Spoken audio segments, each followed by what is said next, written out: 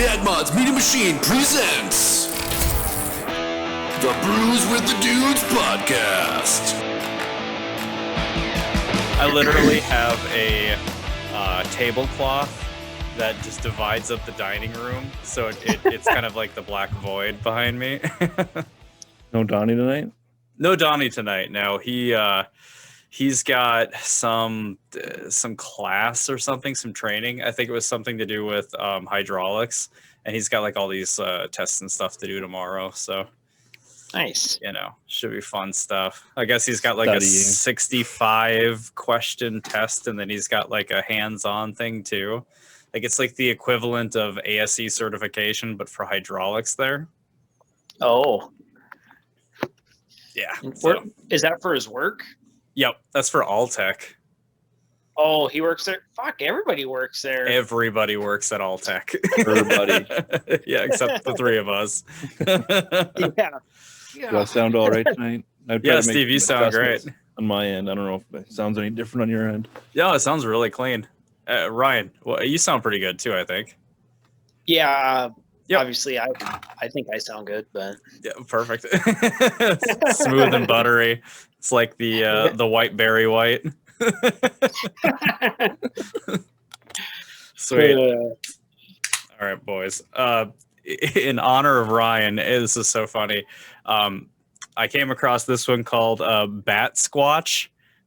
Yeah. Rogue Bat Squatch. Yeah. So anything Squatch related, it's pretty decent. I've had it. Mm.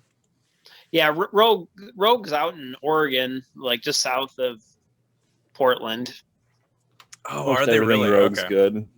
Yeah. I've never had a bad Rogue beer. Yeah, they're pretty good. Pretty good. What is the hazelnut brown nectar? What is it? Yeah. That one's a good one. Hell yeah, dude. I just got home. I'm gonna have to go get something to drink. I'll be right back. Okay, sounds good. So what do you got, Steve? Is another one of those 80 calorie what is it? Natty Ice or something? Greenbelt Elite? Mm-hmm. Not tonight. Not tonight.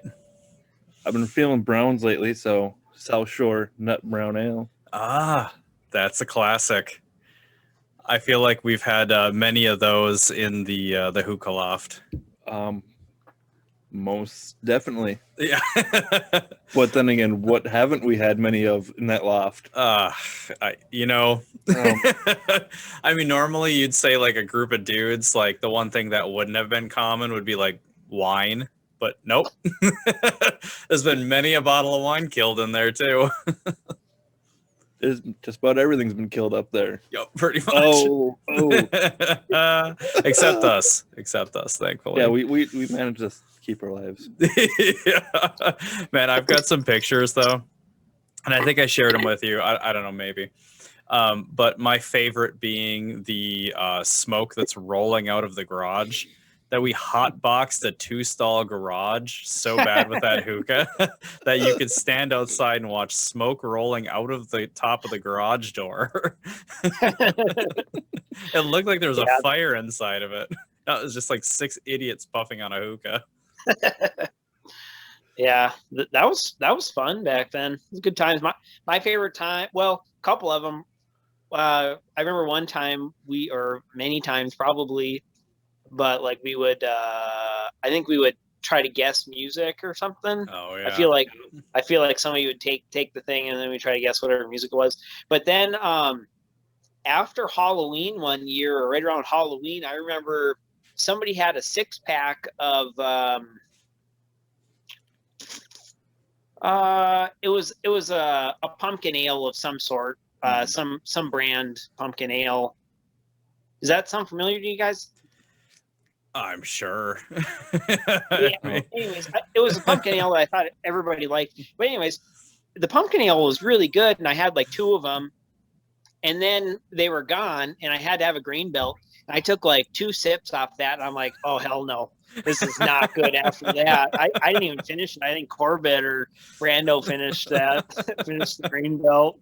Any one of us degenerates. Yep. Pretty much. Oh man, I can't believe so you turned down a grain belt. I guess like if you go from something that has so much flavor, has so much Oh, it taste, was and then you go to like garbage. a grain belt. It was garbage. It Well, sucked. Especially in I that couldn't time period, that was stomach kind it. of blasphemy. I mean, you just didn't do it. Dude, I hear you. It was very disappointing. God, that's funny. Yeah. That's funny. Yeah, I'd be really curious of like what was the beer that got drank the most back in those days for us. Oh, probably grain belt, hands down. Probably grain belt. I'd have to assume that. Yeah. That'd be a pretty safe assumption. Mm-hmm. Blue Moon was probably a close second. I Oh, think yeah, that's fair. probably. Because Locke would always bring over a couple of like 24 packs of that. Lots of Blue Moon was killed there. Yeah. And what was that other Charlie used to call it blueberry yum yums? Oh yeah. What was that? It's like a Leinenkugels, wasn't it? I don't know, something too sweet Summer for me. Shandy? I couldn't. Might Well, have been that's been Summer killed there Shandy. too. No, Summer Shandy's the honey one, isn't it? No, it's the lemonade one. Okay. That shows how much I Lemonade know citrus those. If it isn't an IPA or a porter, I don't really drink it. Yeah. Or well, grain belt. I'll drink some grain belt. Yeah. Back then, I think I used to drink Blue Moon for the most part. And now I don't really drink a whole lot of beer anymore. I got some beer for Christmas, so otherwise, like this is almost the only beer we have in the fridge. It's all cider and Oh, nice, yeah. and whatnot. So you own a microbrewery, or no, it's not a microbrewery. It's a bottle shop with taps, right? Yeah, there's like 23 taps there. Okay, gotcha. Mhm. And you drink mostly cider. It'd be so dangerous if I had something like that. Well, we're part owners of a cidery too, so Damn. yeah, so that's why. How do you I don't know, maintain a job? How do you not just like that's the only thing you do? It's pretty tough. That's what I'm saying. Mara does like everything. I just live there. Yeah, she does. She lives at the bottle shop pretty much. She does a ton of work there. And then for the cider stuff, she tries to do a lot of the sales or tries to organize sales work. And then I have in the past been the delivery guy for like Seattle and Portland, which is kind of fun. I'll go out to like Seattle for a weekend to deliver stuff, and I'll just like go camp out in the mountains on my way there. Sweet. Yeah, and then then just go make some deliveries and drive back, and sometimes I make awesome. a Portland Seattle loop and just kind of putz around and. Doesn't sound like a bad time. No. Yeah, it's pretty fun, dude. I fit in the back of my old Passat. I fit. I don't remember if it was 11 or 13 empty kegs in there. Some of them were 6 barrels and some of them were big ones. Whoa. But I had that bitch full of kegs, like passenger seat, the entire back of the car full of kegs, like empties coming back from Seattle and Portland. Holy shit, dude. Yeah. I could just imagine if you got pulled over, like how much that car would smell like booze.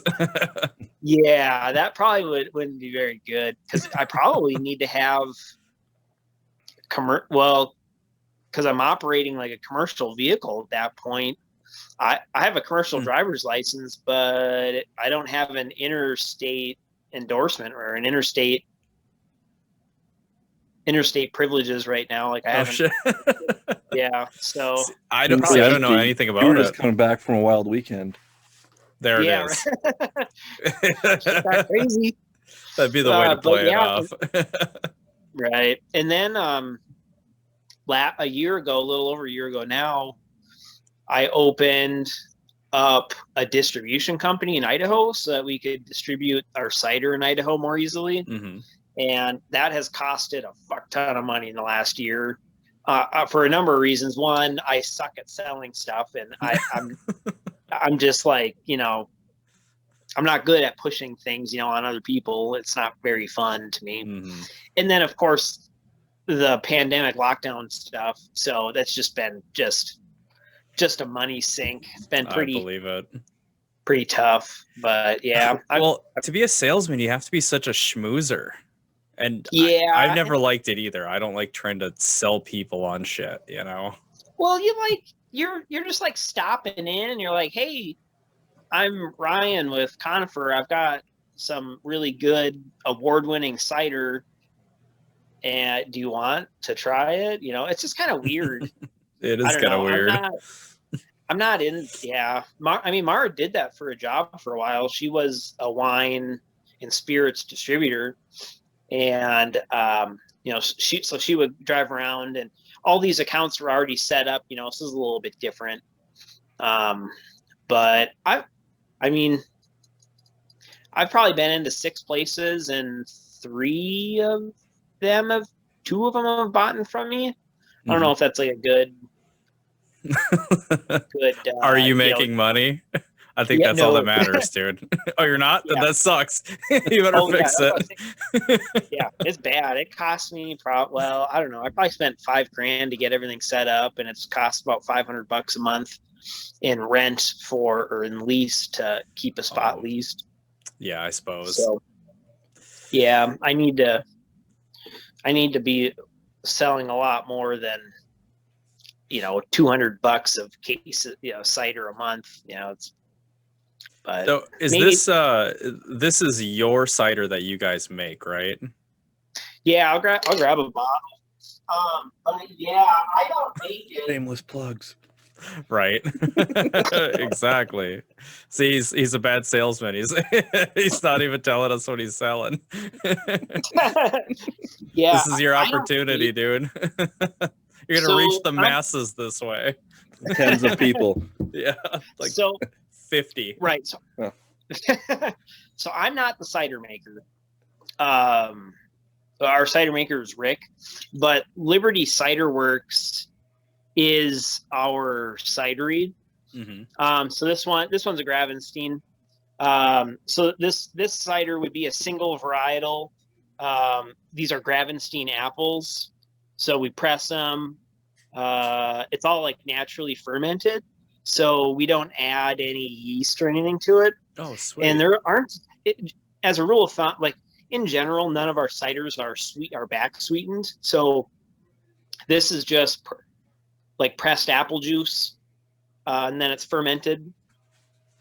And Rick does his you know, specialty, you know, whatever he wants to do. He's got, you know, all sorts of terms that I don't know what they are, but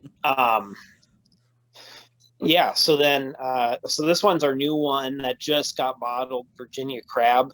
I haven't tried this one yet. I was thinking about opening it, but I don't think Mara's tried it either. So I thought that might be a bad idea for me to open it. Yeah. But like, you can see, I don't know how the contrast works, but I mean, you can see like the different colors of the apples, the way the juice comes out. So it ends up being, the crab like, looks thicker. Yeah, it's a lot more orangey colored.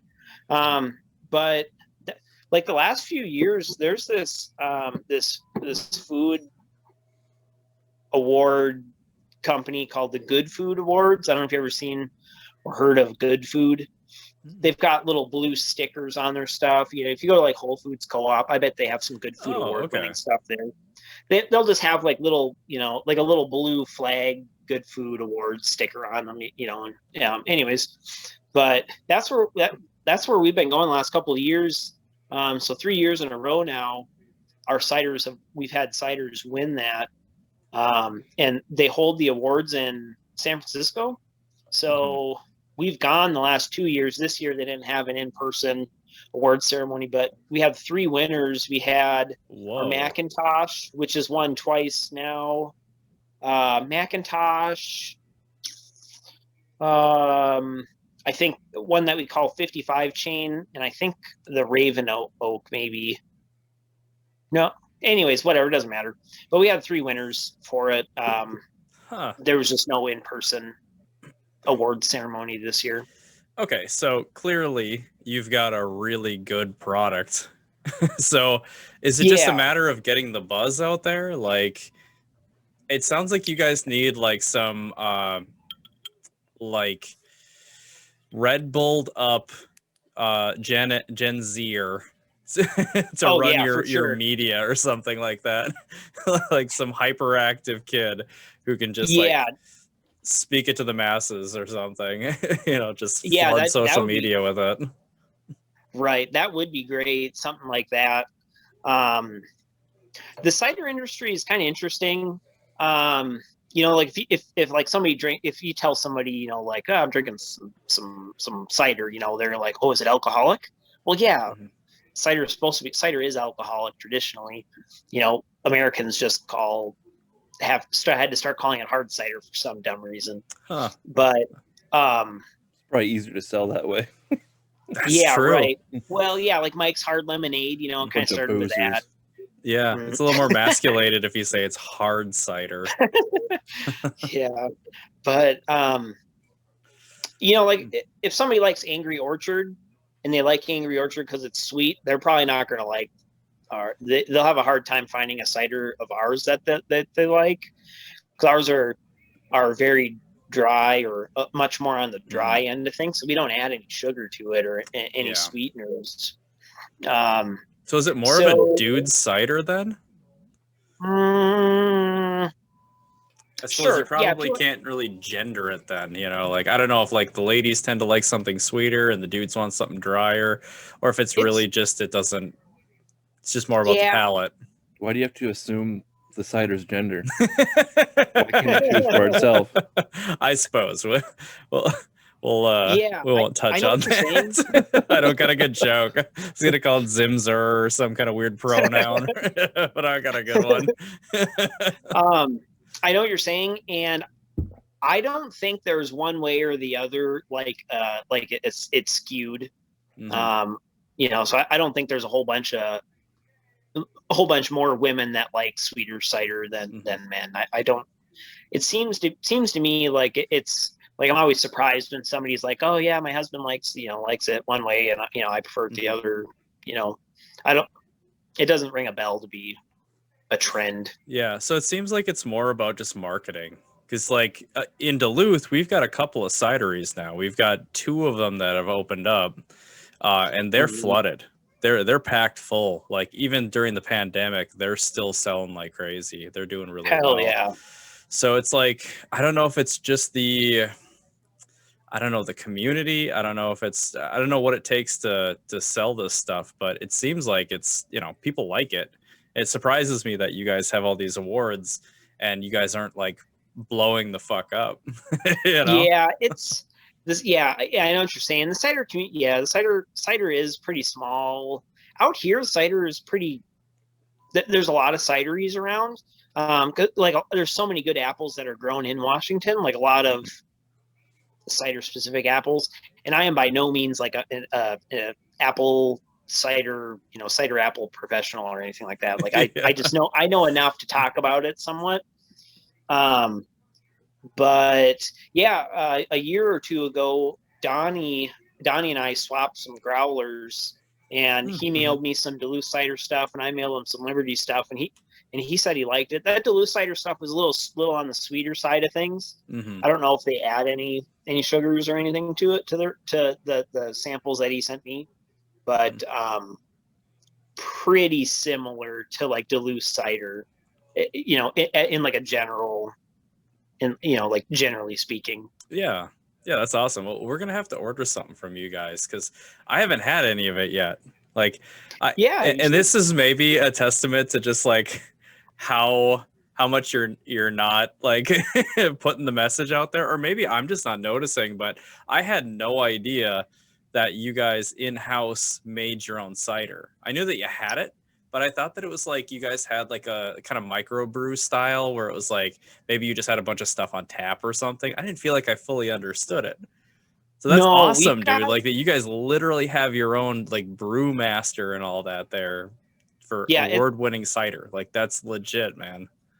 Yeah, it's sweet. No, like this past fall, like I went and pressed a bunch of apples. I pressed I think I pressed a bunch of Gravensteins. I did not press these because the time frame obviously wouldn't work out. But like I pressed a bunch of Gravenstein apples. I think I pressed some Manchurians and maybe some Columbia crabs from kind of the Yakima, Washington area. So we pressed a bunch of cider apples there, and then we brought all the juice back to the cidery and stuff. And we get a lot of our apples come from the Yakima area, and a lot of more of them come from the Palouse, Washington area, which is like straight south of Spokane. 2 hours or something like that. Nice. But yeah, so it's pretty neat. So the cideries in downtown Spokane.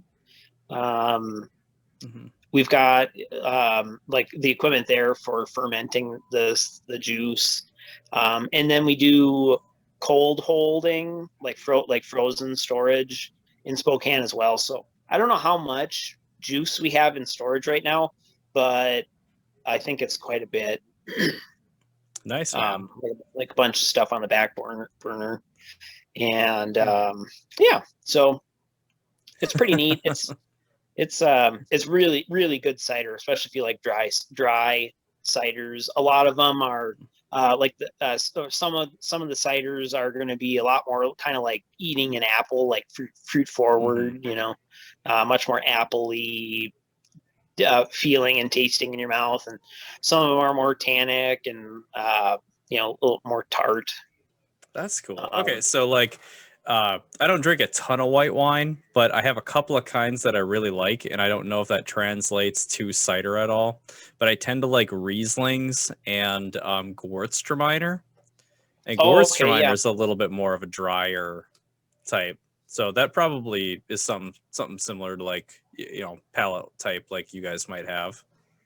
Yeah. I'm really not good with the wines.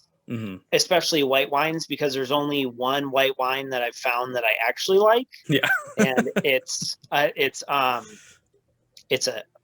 don't know if it's called a Daphne, and it's from Greece. We went to Mara took me to this wine tasting a couple years ago, and mostly because this wine rep I find to be hilarious and just like the coolest dude. I mean, he's got like kind of small Harry Potter glasses and just like super geek and just the coolest dude. And so he was putting on this thing, and we went, and I remember trying it for the first time, and I was half in the bag probably at this point. And but like with the food samples they brought, it was freaking awesome. It was like kind of spicy, I guess. Not like spicy hot, but like calling it spiced, he'd probably chop my balls off if I said that, or if he heard me say that. But that, that's kind of the way that I guess I would describe it. But, that's awesome. Yeah. So what is it called? It's called a Daphne. Yeah, Lyrarachus is the winery, and I have a bottle over here. I'll grab you and show you. I've been hogging a bottle for a couple of years. Bag holding. Yeah, right. Yeah, aging it. Totally. But yeah, I would say for the most part, like the ciders are kind of more white wine-ish than like a red wine, All right, we're gonna have to talk turkey after this, and I'd like to order something up from you guys, because Chloe loves cider, and there's a couple of types that I like, so I'd love to give a try of what you guys have. Yeah, I would. I can totally send you guys some. You could also sign up for we call it the Core Club. And I think my mom and maybe Alyssa are signed up on it, but I don't know what the cost is, but we send you like quarterly a box of cider. Dude, that sounds freaking awesome. Yeah. And I think as like a rule of thumb, like the Core Club members get like the more, The bougie stuff. yeah, exactly.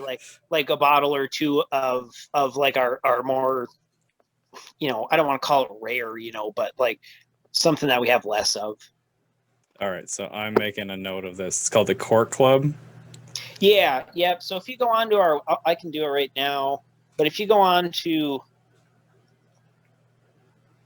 Liberty's, what is our website? Liberty Cider.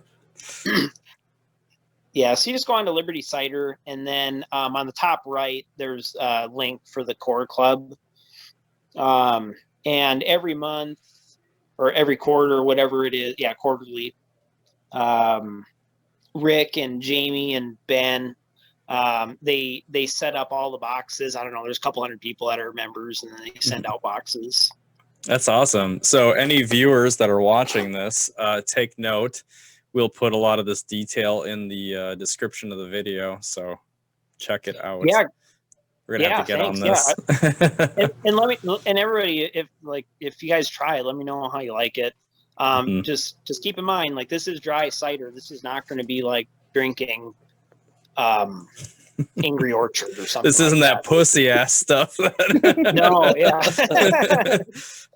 Yeah, hell yeah, sure. man. We're getting real now. Yeah. So hey, Steve, when does the DJ Spruce bathtub gin production start?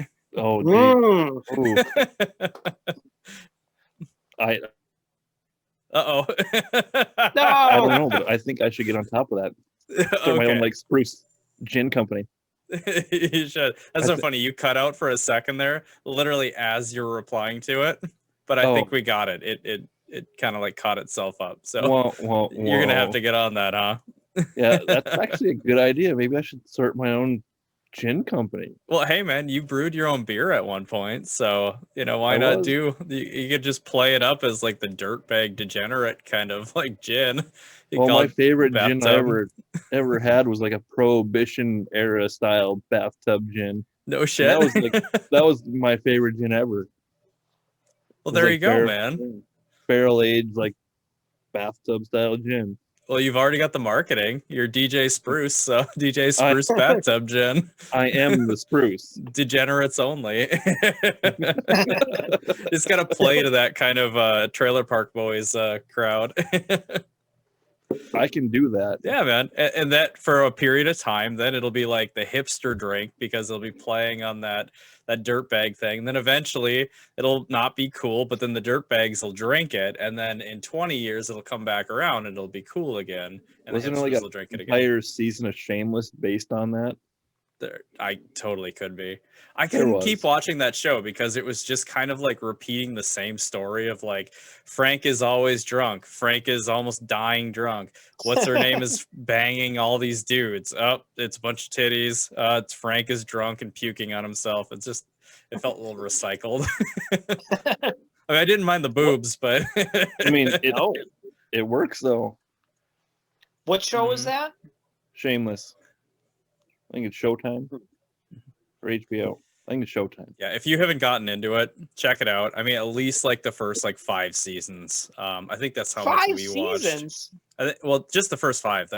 I think it's on 10 seasons now, but like I think we hung on to like the first 5 or something like that, and it's really good for quite a while. We're current. Yeah, I feel like the last season it's not as recycled, but they change it up a little. Just keep it nice.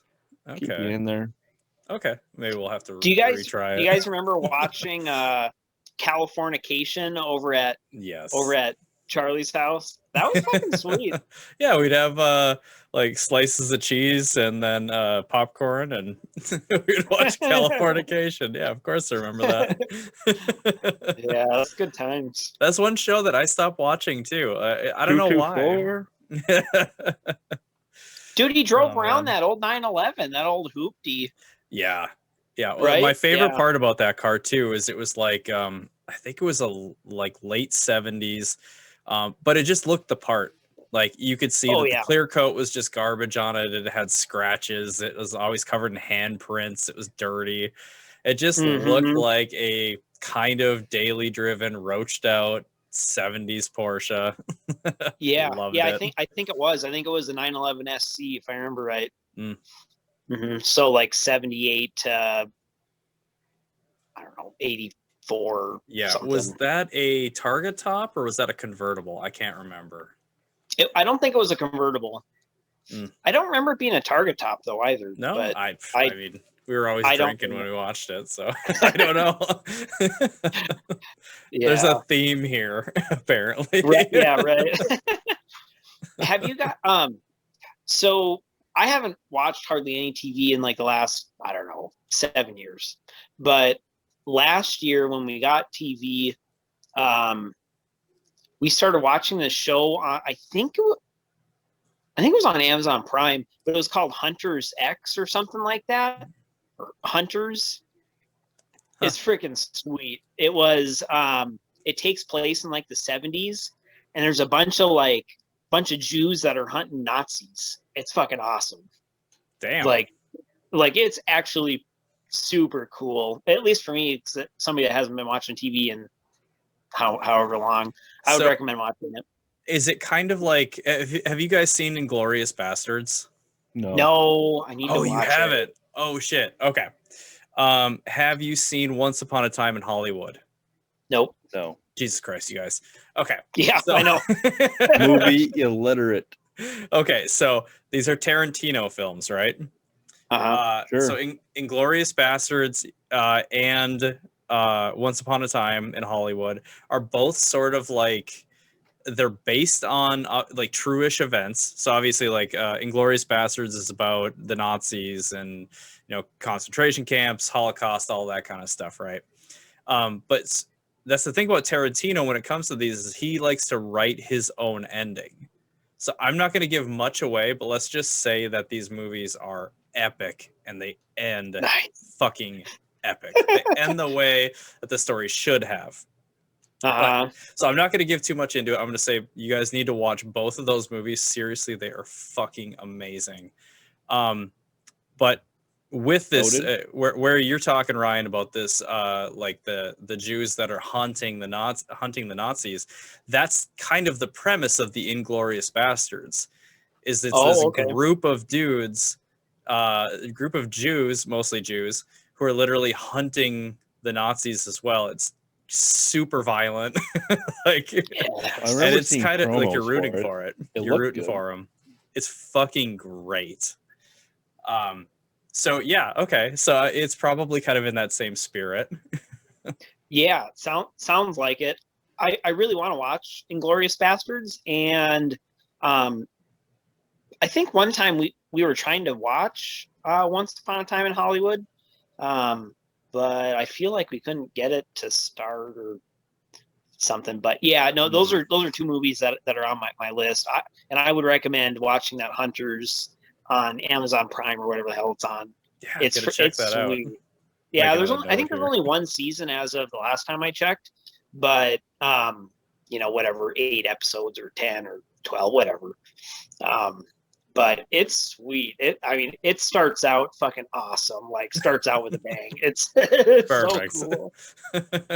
Yeah. Yeah, that's cool, man. Yeah. So is speaking of TV shows, is The Walking Dead still going?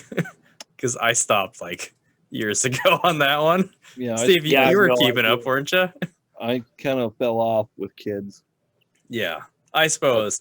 You don't want your kids sitting on your lap and have zombies chewing people's faces off. And just available time, Yeah. Yeah. I remember back in the day when like you guys would actually come over and we like have like a little watch party and like. Yeah, that was great. That was a life. Yeah, I think we had one kid apiece at that point. Maybe 2 kids. You guys might have had 2 kids. We had 1. I don't even think we had kids yet. Did we not? That long ago? Jesus, it could be. We might have. Well, maybe for a while there we had the 1. I don't know.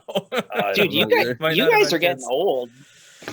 We're doing old people things, like having kids. Time's going just as fast for you, Ryan. Yeah, I know. Yeah. Well, it probably just feels like it's going. I don't know. I don't know where I'm going with this. No, it totally feels like it's going like crazy fast though, because like Well, it ain't you're slowing constantly down. chasing something around. Isn't that crazy how time can feel different at different periods of in your life? Like I feel it just like it keeps getting exponentially faster. Like yeah, Yeah. Well, I mean, I can go over the hump anytime now and start slowing back down, if that's even a thing or even possible. Hopefully, it know. is. No Yeah. shit.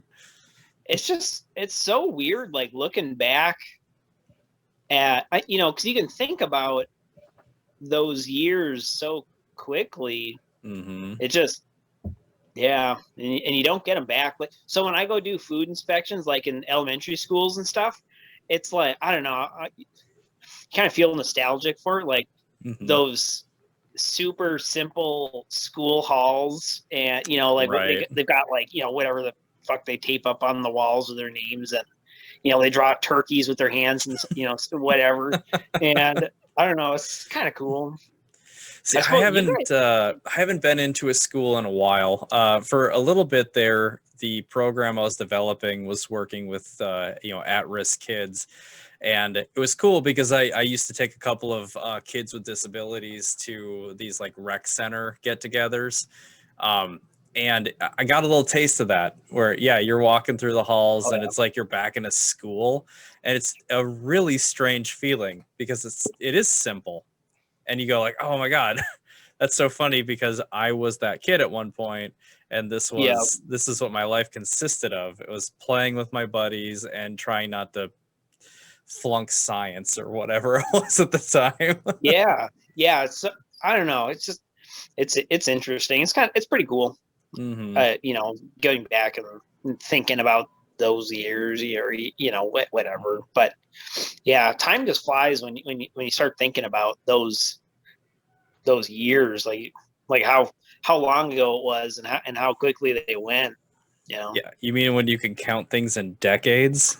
Oh, I remember the first time that I was able to say that it was 10 years ago I did this thing, and it was this point where I was like, oh shit, like I'm getting older, like I could say it's been 10 years, and then it came to the point where I was like, I can say it's been 20 years since this that thing sucks. and now I every can time say I realize 30.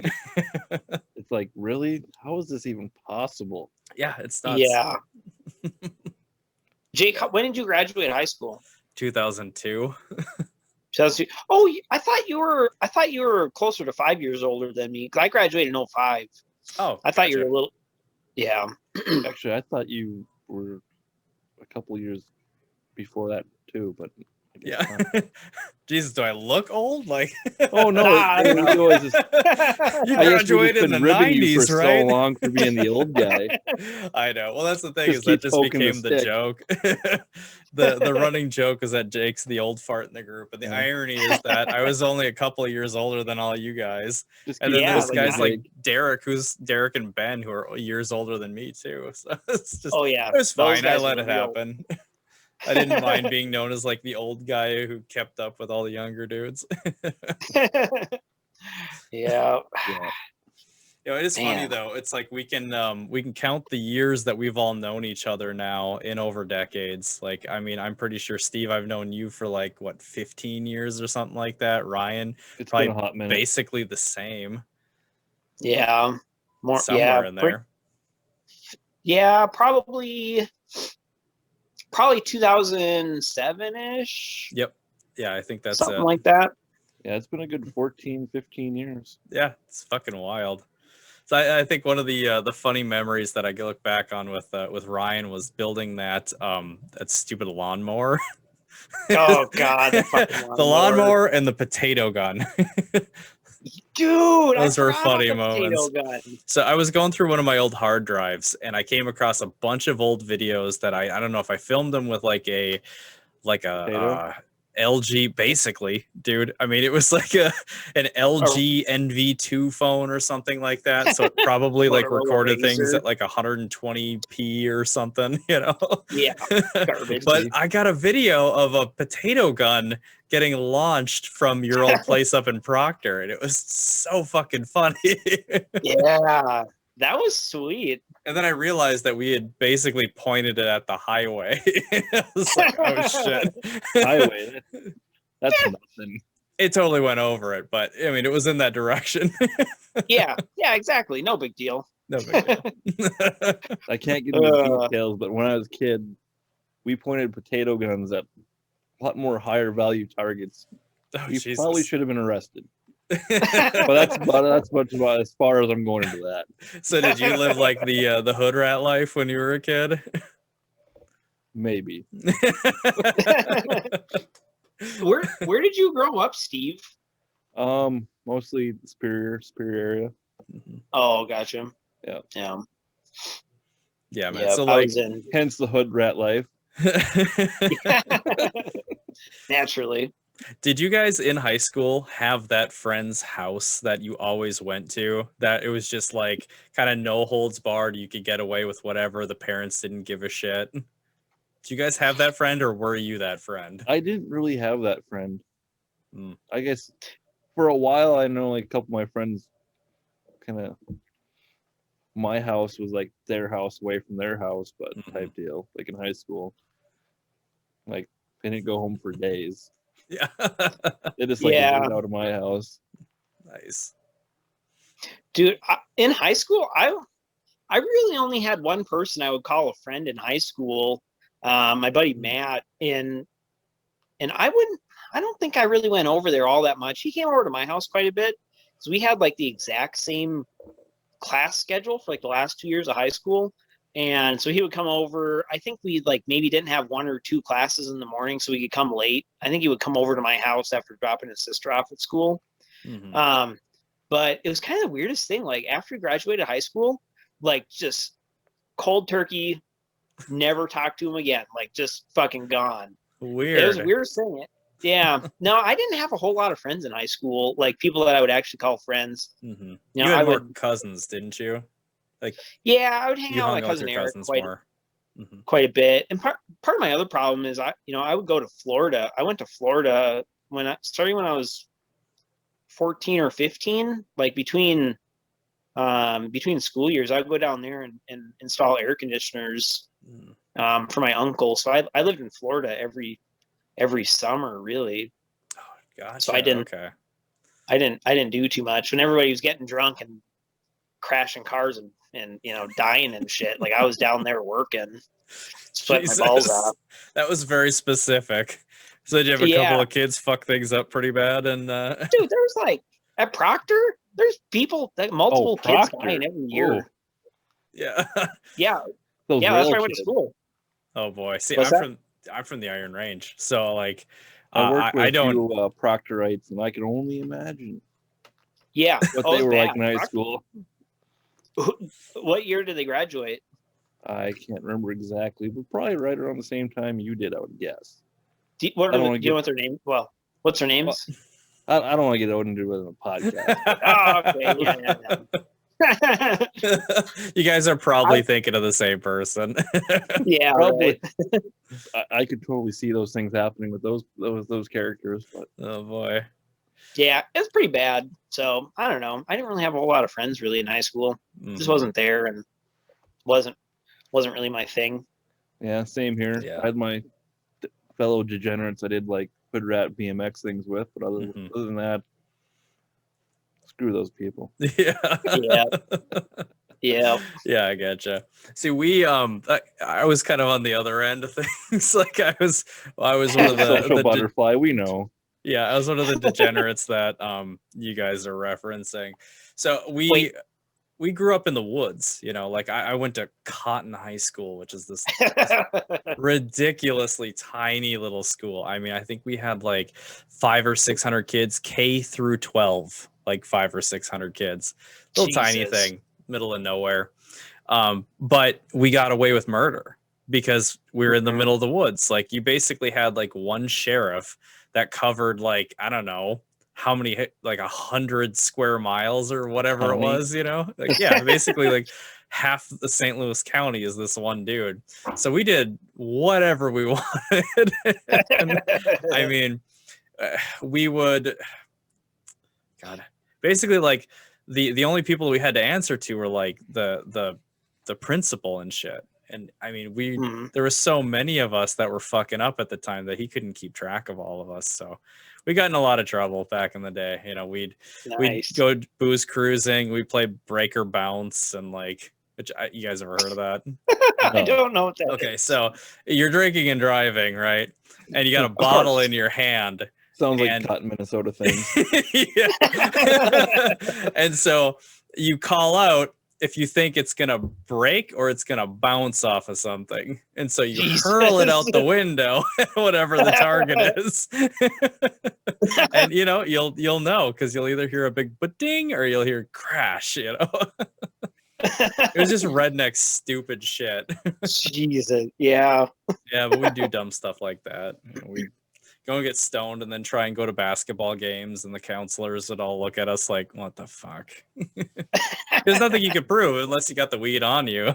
They weren't going to Yeah, catch you. right. So, I mean, we Trying to just get did. you. I got a lot of stories like that that I could go Even on if and you on. were stoned, I don't understand why you'd want to go to a basketball game. But Because that's all there just me. was. That's in Here- Cotton. That's literally all that there was. You know, we got bored of just hanging out at each other's houses. There were no Don't you gotta do girls dumb there. shit in a gravel pit or something? Oh yeah.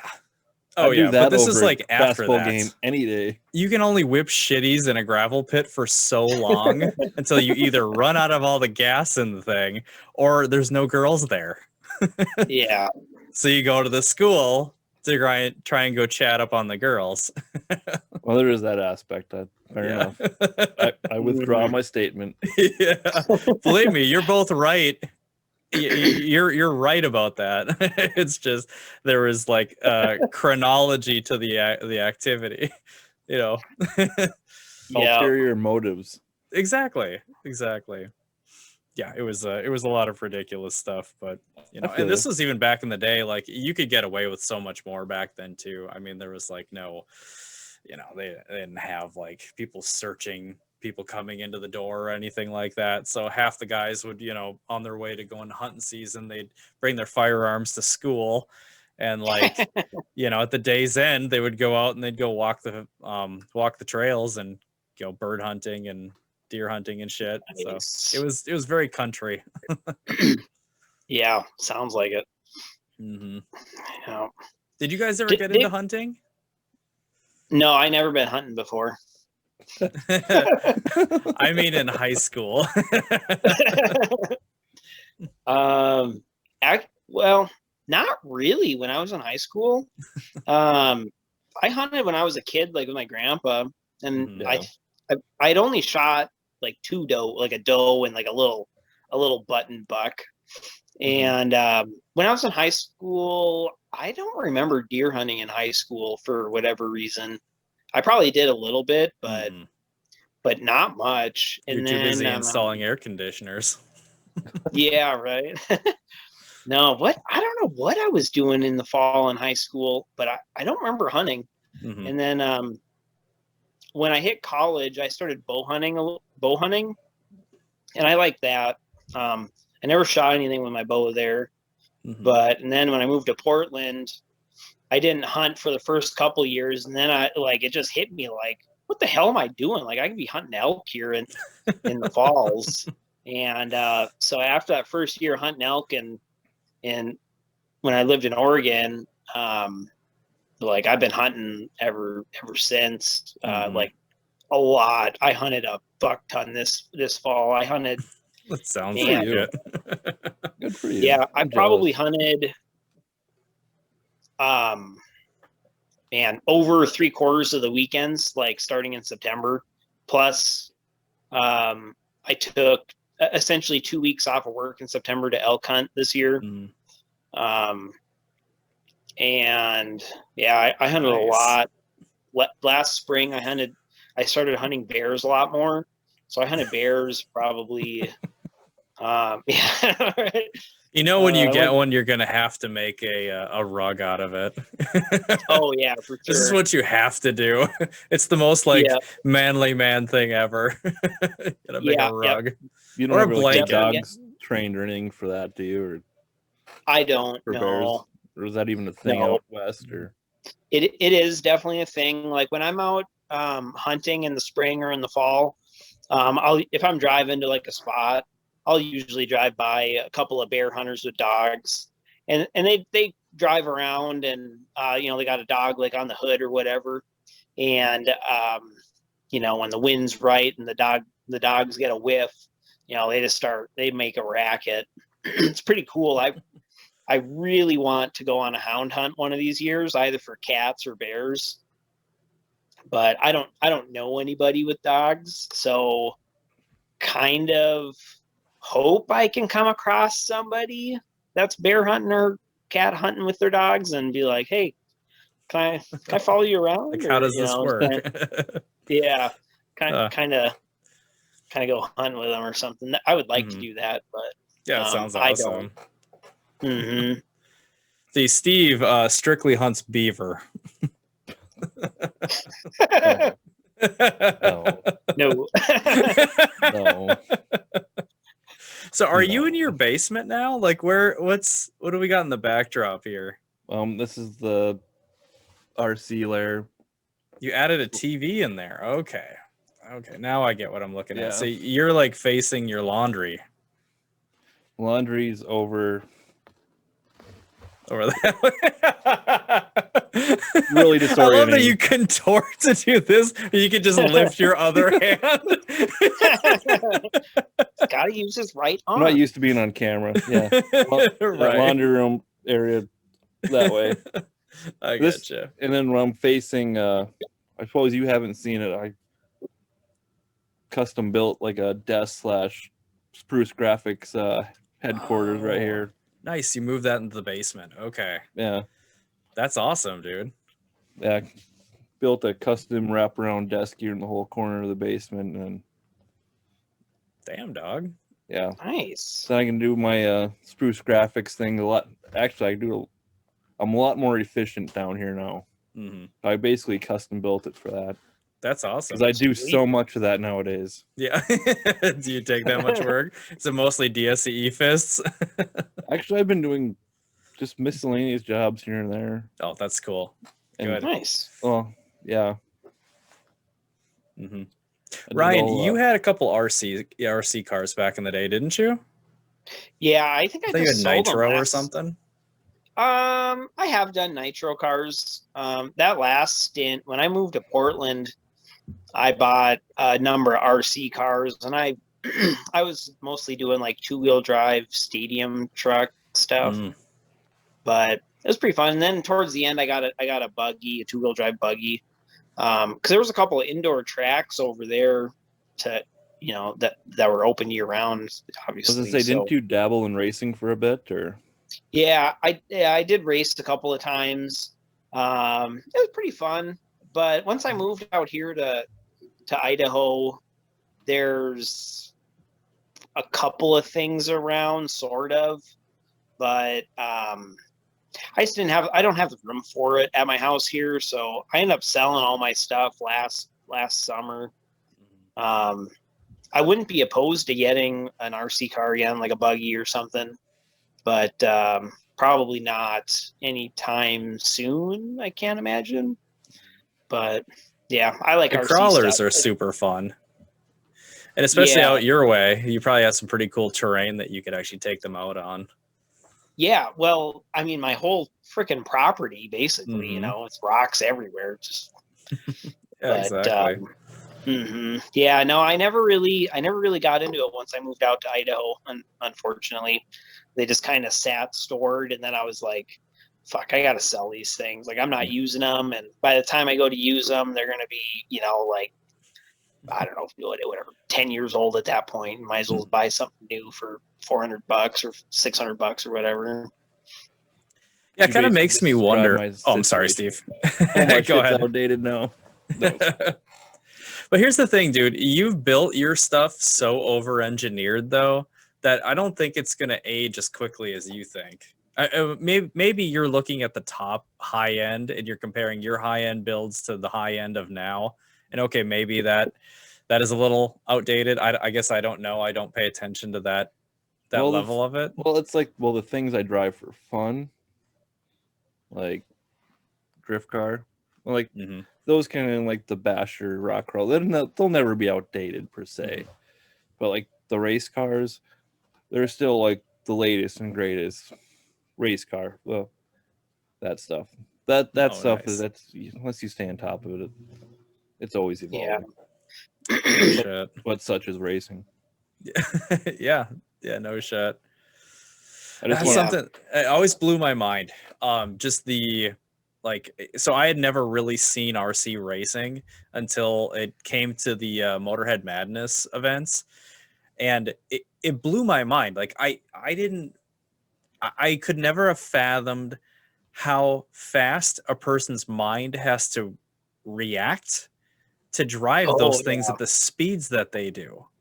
Those little carpet cars, those It's things are impossible nuts. to watch. And these I- nerds, including Steve is one of these nerds, can just stand there and watch this and keep track of it. It just blows my mind. Well, I just want to give a shout out to the internet right now. So one of my good friends, or a friend that I raced with, or I'm out of the scene, but before I came on here, I saw on Facebook he just TQ'd down in Orlando at the Snowbird Nationals, which is one of the biggest indoor national carpet races in the world, and he just TQ'd his class. So shout out to Nice. Kevin. Congratulations to him.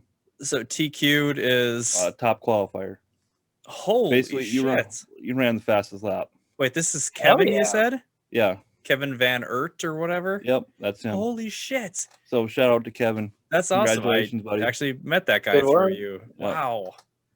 Holy shit. I can't believe it. So out of how many okay, in terms of competition, if you were to try and scale this up to something like we'll say the World Series, where does he land in all of that? I mean, is he top of the heap? Yeah. No shit. Yeah. Like he's in the World Series basically. Yeah, basically. God damn. From Superior, That's sweet. Wisconsin. Yep. The club here Wow. produces some wicked talent. There's wicked talent here locally that races at. That's super cool. It's always surprising, so we don't have people that are, well, besides hockey, like in this area, we actually do grow some incredible hockey players. Curling. Right. Yeah, exactly. Some of those more obscure sports, it's crazy what comes out of this area, like the rock climbers, curling. God, I feel like frisbee golf. I think we've got a couple of crazy talented, like some of the best in the country frisbee golfers. Jeez. It surprises the hell out of me. That's sweet. Mm-hmm. So, Steve, how quickly does a carpet racing car become outdated? Is it like every year, like top people are buying new motors and shit? Well, the top tier Sure. guys. Yeah, whatever, or just in general, even I don't care. Yeah, basically every year. Yeah. Latest and greatest. Jesus. But just in like any form of racing, I mean, It is. Yeah, it's always evolving, and there's always something to stay on top of. Yeah. It changes that much. Absolutely. Wow. So that's what blows my mind is I feel like it's got to be some sort of like the technology side. Like I can't imagine the components change that much. Well, just chassis geometry and like no kidding. And like the rules, different class rule changes. The chassis might adapt a little bit to rule changes, and just motor and battery technology is constantly evolving. That's yeah. Cool. Yeah. See, I would have never guessed. I would have never guessed that things just change that much, even the RC world. But I suppose, like, I didn't even think of the rule changes. Yeah. Yeah, it's always evolving. Just like anything else, it's always evolving. So if we were to look at this like NASCAR, so there's pit stops that are involved. Are there pit stops with RC racing? In nitro racing there was, but in electric racing, which is pretty much there isn't much nitro racing left anymore. There really isn't any pit stops now. Not that I can think of. Okay. At one point, I thought there was like a required pit stop? Was that ever a thing, or is that I still don't a think thing? so. Maybe in nitro racing there was, just because some guys had to refuel. Oh, yeah, maybe. But and there's only a handful of people left nitro racing, just because electric is just far surpasses anything a nitro car could ever done. Yeah, nitro cars are cool, but what a cocksucker those things were to like in like the long term. God, those things are a pain in the ass. True story. Yeah. See, I never got into them. My dad and my brother had nitro trucks. They were just like trophy truck style. They were insane. Like you crack them wide open and they just do backflips. Like they were just silly. I didn't really get it at that point. I didn't get RC cars really until I met Steve. Like I had little electric ones back in the day, little like you'd have 6D batteries in this thing. And the cable and the cord Yep. from the controller. No, this one is actually wireless. The ones mine that was I had were wireless. actually wireless, but Nice. that's the extent of what I had, you know. And then I Yeah. met Steve and I was like, oh shit, like these things get really elaborate. Yeah. So funny story. A couple years ago, or a few years ago, I converted an old nitro monster truck from one of my brothers, and I probably put a little too big of a brushless motor in it and way too many lithium cell batteries into it.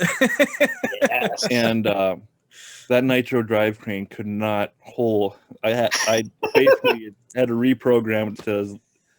I think I even took 2 cells out of the equation.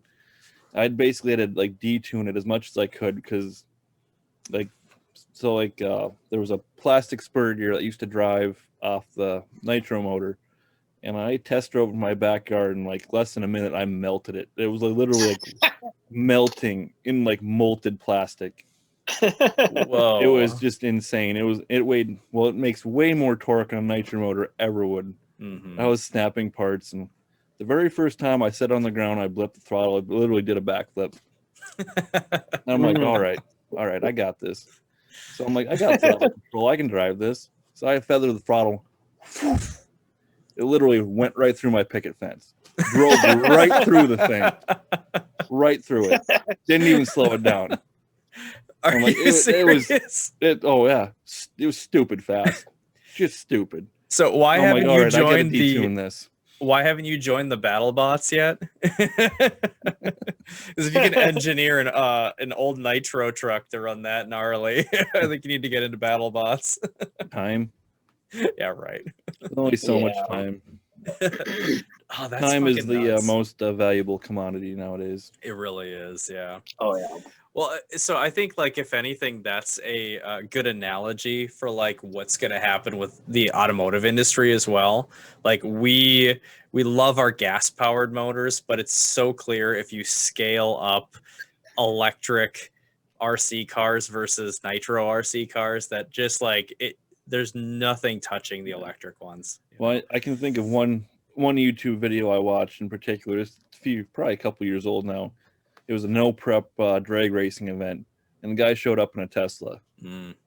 And you got all these basically dedicated drag racing cars, hot rods, whatever. And basically, no one could touch the Tesla. Jeez. Yeah, was that like the 100D or whatever?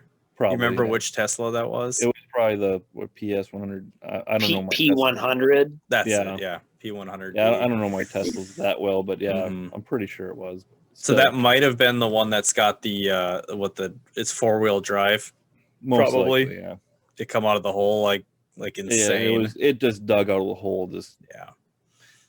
None of those cars, even with full slicks, it was a no prep event, so it was completely unprepped. And I think they were actually running the drag strip backwards, so they were actually starting at the finish line. So there was no traction. Oh, sure. So the drag cars just could not hook up, and that Tesla was gone. Just smoked them. Yeah, that's definitely the future, but fuck, I'm gonna be sad. Right. I mean, I think there'll always be nostalgia hot rodder type people with combustion engines in the future. I'm gonna be. Sure. Yeah. I hope I'm 80 years old cruising a flathead down the street. Yeah. I love that you'll be driving like one of the oldest motors too. You know, I mean, Right.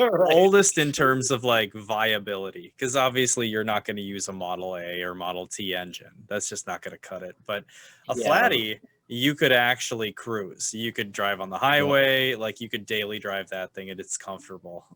But it's old No, as they're fuck. As long as it's grandfathered in or whatever Mhm. environmental restrictions they put in the future. Hopefully they have some sort of grandfather clause or something for hot rods or enthusiast type clause They or will. something. It's just going to cost. That's Well, going to be the I'm difference. sure. Some of what it sounds like the most logical to me will happen at some point. It's kind of the scariest, but you know, like how everybody used to have horses, and now Mhm. everybody's got cars, and the rich people have horses and they keep them at a stable and they go ride them on the weekends. Yep. So I like never thought of it like that, but yeah, so Um, like yeah. if you keep your gas powered car like out in the country, and there's, you know, you can only drive it on like private, you know, like a private track or course or something, or have a like membership a designated in a garage area. at a private Yeah. track away from Yeah. civilization so no one can hear you. Yeah. Yeah, right. So I don't know how likely that is in our lifetimes or what anything, but Well, if you think about it, depressing. in terms of like, you know, so when did the car come out? And that was in like the early 1900s. You know, I'm assuming like the Model T was probably like the first big jumping off point where it became mass availability, and that's when horses started decreasing and being common. Yeah. If you look at that timeline, we're still a little ways off from electric cars becoming like the norm, or electric or Probably. autonomous. Probably 10 years or so. Oh yeah, I would say so. Not Mhm. not less than 10, probably not more than 30 though. No, definitely not. So if I had to guess, we've got a long time before it's going to be pushed to the point where I think like gasoline classics or, you know, enthusiast cars are going to be that level of it, where it's like, oh, I've got this horse that I only ride on the weekends for dressage or, you know, Western pleasure or whatever it might be. I think we're a long ways off with cars. I think even GM says in 10 years they will not be producing a combustion engine anymore. Damn. That's Yeah. what they're predicting. It's crazy. I have Wow. Even trucks? Even trucks. Well, I suppose Tesla's already made semis, so you know they could just scale What's it our- for its needs. what's the other meme stock? The electric truck company? Nikola. Right, Rivian or something? Oh, Oh, that Rivian, one. yeah. Isn't that the meme truck stock, electric trucks or something? Have you guys seen the Rivian? It's kind of cool looking, isn't it? Yeah, it actually looks like a truck. Different looking. Mm-hmm. Yeah, doesn't look like some cyber truck turd. Yeah. Does it look like a Gotta door hate on- stopper? Yeah. Oh god, yeah. So I just realized an ironic fact. So I'm big into the EV stocks. Mm-hmm. So these Yep. EV stocks are basically making me money, so I can afford to buy more high performance internal combustion parts. I just had this ironic moment, like, wait a minute. Man. That's so funny. That's such a boomer kind of situation. So it's like, you know, we'll be the new boomers soon enough, where our kids are going to be like, God damn it, will you guys just get an electric car? We're like, I can't hear the fucking thing. It's bad feel enough like we're- having I feel like we're What? already transitioning to that kind of status. Like, Yeah. we're Yeah. transitioning into that. Yeah, what were you saying, Ryan? Yeah. I was just going to say it's bad enough transitioning from drive-by cable throttle bodies to Mhm. fucking drive-by wire ones. You can't drive those things worth of crap, you know, if it's a manual. Yeah. Right. It's a nightmare. Pain in the butt. I don't know if I've ever driven a drive-by-wire manual transmission. Dude, they are something special to get used to. Like you don't, it's not easy to hop in, just whatever, any random manual transmission car and drive it, smoothly. But man, you make it drive by wire, and it's like Jesus, like learning how to drive all over again. Is there like lag? Like what makes it such a pain in the ass? You have to excuse me for a second. You don't have like any feel for what the engine's doing. So like shifting, like upshifting, not smooth. Starting, not very smooth. Like we've got a 2011 BMW 3 Series that's a manual, and man, I can't drive that thing smooth. Like it's almost embarrassing. Like when there's other people in the car, like you just can't. Or at least it feels that way. I don't drive the car that much, so that certainly doesn't help me either. But yeah. Drive by wire, manual transmission. That takes a little bit of getting. That's so weird. But I guess it makes sense, right? Like if you think about the cars that we've owned, what have we owned and played with? Well, you've had Mark 1 Volkswagens, Mark 2s. Yep. You've had old school BMWs. You had old Audis. What else have you had? You had a Honda at one point, didn't you? Or an Integra or something like that? Dude, I bought that S2000, I think. Oh, that's right. I don't remember. S2000. That had to have been drive-by cable. That was drive-by cable, yeah. Yeah, that was a AP1, I think. Mm-hmm. But yeah, I've had Mark 1s, 2s, 3s, E30s. That A4 was a B5. Had a couple of B5s. Although my second B5 was a drive-by-wire, and again, like you drive it long enough, sure, you get smooth with it, but it's not the same. Like it takes a little bit more grace. We're already dating ourselves, because and Steve's probably has the same situation. Or Steve, you've driven manual transmissions and they've always been cable operated. Cable or hydraulic, yeah. Yep. Or what? Wait. The throttle. Oh, body. throttle. Oh, throttle. Yeah, cable. Sorry, I'm thinking clutch. Yeah. Yeah. So it's see, I haven't driven a drive-by-wire manual transmission. So weirdest thing. Yeah, that sucks. Is it like the lag too? Like beyond just that you feel detached from the engine? Is the lag the problem? Is that what makes it feel detached? No, I don't think so. I don't think I would describe it as lag, but there's like a disconnect. And then when you think you're getting it right, like it gets exponentially worse, and then you just got to start over. And it's different. I'm trying to think of what drive-by-wire cars I've had that were manuals. It's definitely been a B5. I had a 01 A4. This BMW wagon. I think my M when I did the M5 swap in the E39. Pretty sure that was drive-by-wire, but I kind of remember that being a not quite so bad. No, that one I had no idea. So I obviously drove that thing. Oh yeah, you drove that once. Yeah, we had a whole lot of fun with that thing. That's sweet. That was one of the funnest cars I've ever driven. I like so that was a wired throttle body. I think that was wired, but I don't remember that being that difficult to drive. No, not at all. Because I would have asked had it given me too much trouble. I'd have wondered about it. But I felt like that was pretty precise. Okay. Steve, have you driven a manual transmission wire operated? I don't think that I have.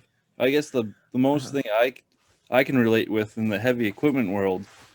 So what I kind of came up running was a lot of the hydraulic controls are hydraulically pilot. So you basically have a hydraulic pilot circuit controlling your main hydraulic circuits. Well, now a lot of these newer machines are basically drive-by-wire or control-by-wire type situations. Oh, wow. And you just have there's a lot of delay and lag, and you just don't have any feedback on what the hydraulics are doing through like the joystick or whatever the machine has, and it's if especially. I don't want to say I'm getting to be one of the older guys out there, but I'm kind of in that mid range now. Yeah. It's tough to get used to, and it's almost a little frustrating when you don't have that feedback of what's actually going on in the hydraulics of the machine. Yeah, no joke.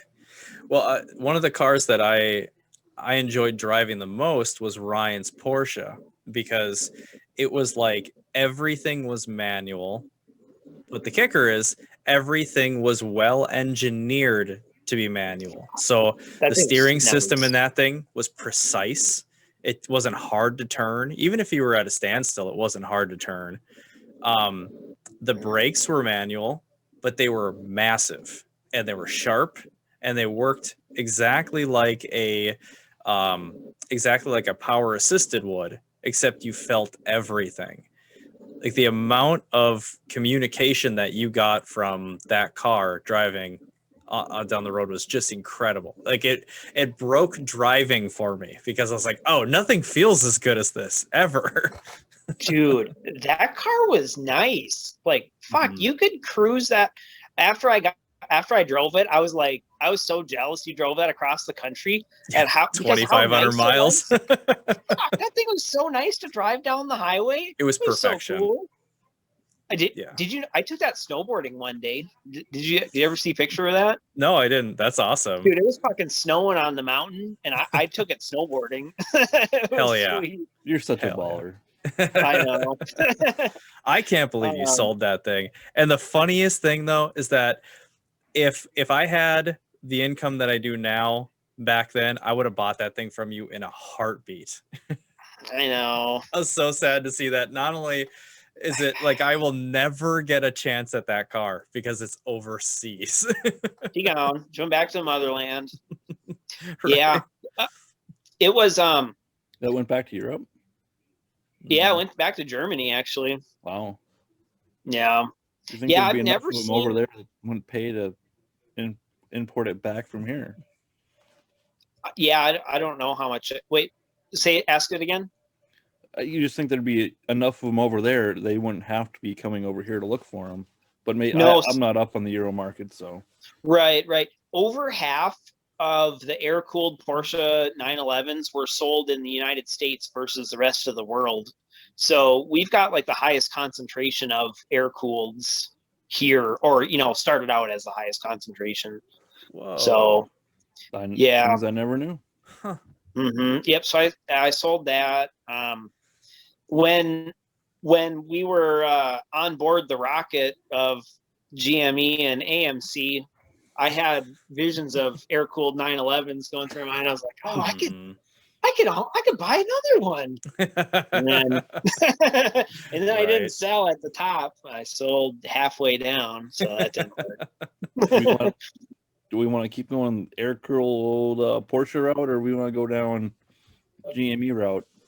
Oh man. So actually, I'm glad that you asked that question, because it's funny. I'm seeing some similar aspirations for your profits. So Ryan, you were looking at 911s. Steve, you've been looking at T-buckets or pre-war iron. Anything pre-war. Yeah. So that just seems to be, that's what car guys do. We we invest in our stocks and eye up classic cars, because I'd get a Carmen Ghia. That's on my list. Nice.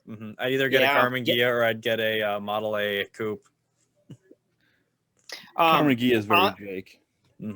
Yeah. On an extremely serious note, there was probably 3 cars that were on my mind. Another air-cooled 911 was, it'd be hard to rank them, but air-cooled 911, Mercedes AMG wagon, like an E55 or an E63, or like a mid-90s Ferrari 355 or 348. Those are fucking cool, and they're not that expensive. I suppose those have come down a lot. You can get those for like 50 grand, can't you? Yeah, they're like 50s. Yeah, Mhm. for even like a not super duper nice one. And I don't give a fuck if it's nice or not. I'm gonna drive the crap out of it anyways. You're gonna take it snowboarding. Yeah, oh, fuck yeah. Put a snowboard rack on that thing. You'll be strapping a down, carcass to the back of it. But Snowboard yeah, rack and an elk rack. Yep. right. Yeah, take it elk hunting. Hell yeah, dude. But no, I seriously would consider getting one of those if everything lined up and Mhm. it worked out. I would prefer to get the 355. It's got there's a little bit bigger motor, Mhm. but either What one about would you, be good. Steve? You got your eyes on something?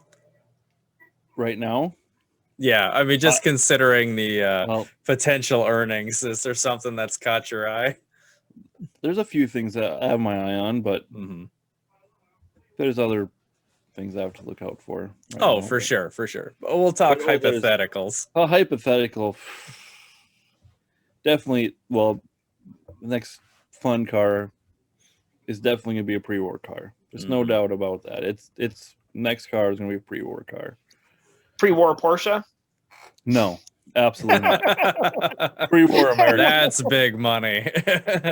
Pre-war American iron. Yeah, Or I'd really. The only thing I'm lacking is all the cars I really want are like basically two-seater type vehicles. But I'd like to have something I could put like the whole family in, or at least the kids, and go just have fun. Maybe take So, them to a car show or whatever. Here's what you need to find. So Sean scored a 1934 Chev, I believe. I believe it's a 34 or a 32 Chev, 4-door.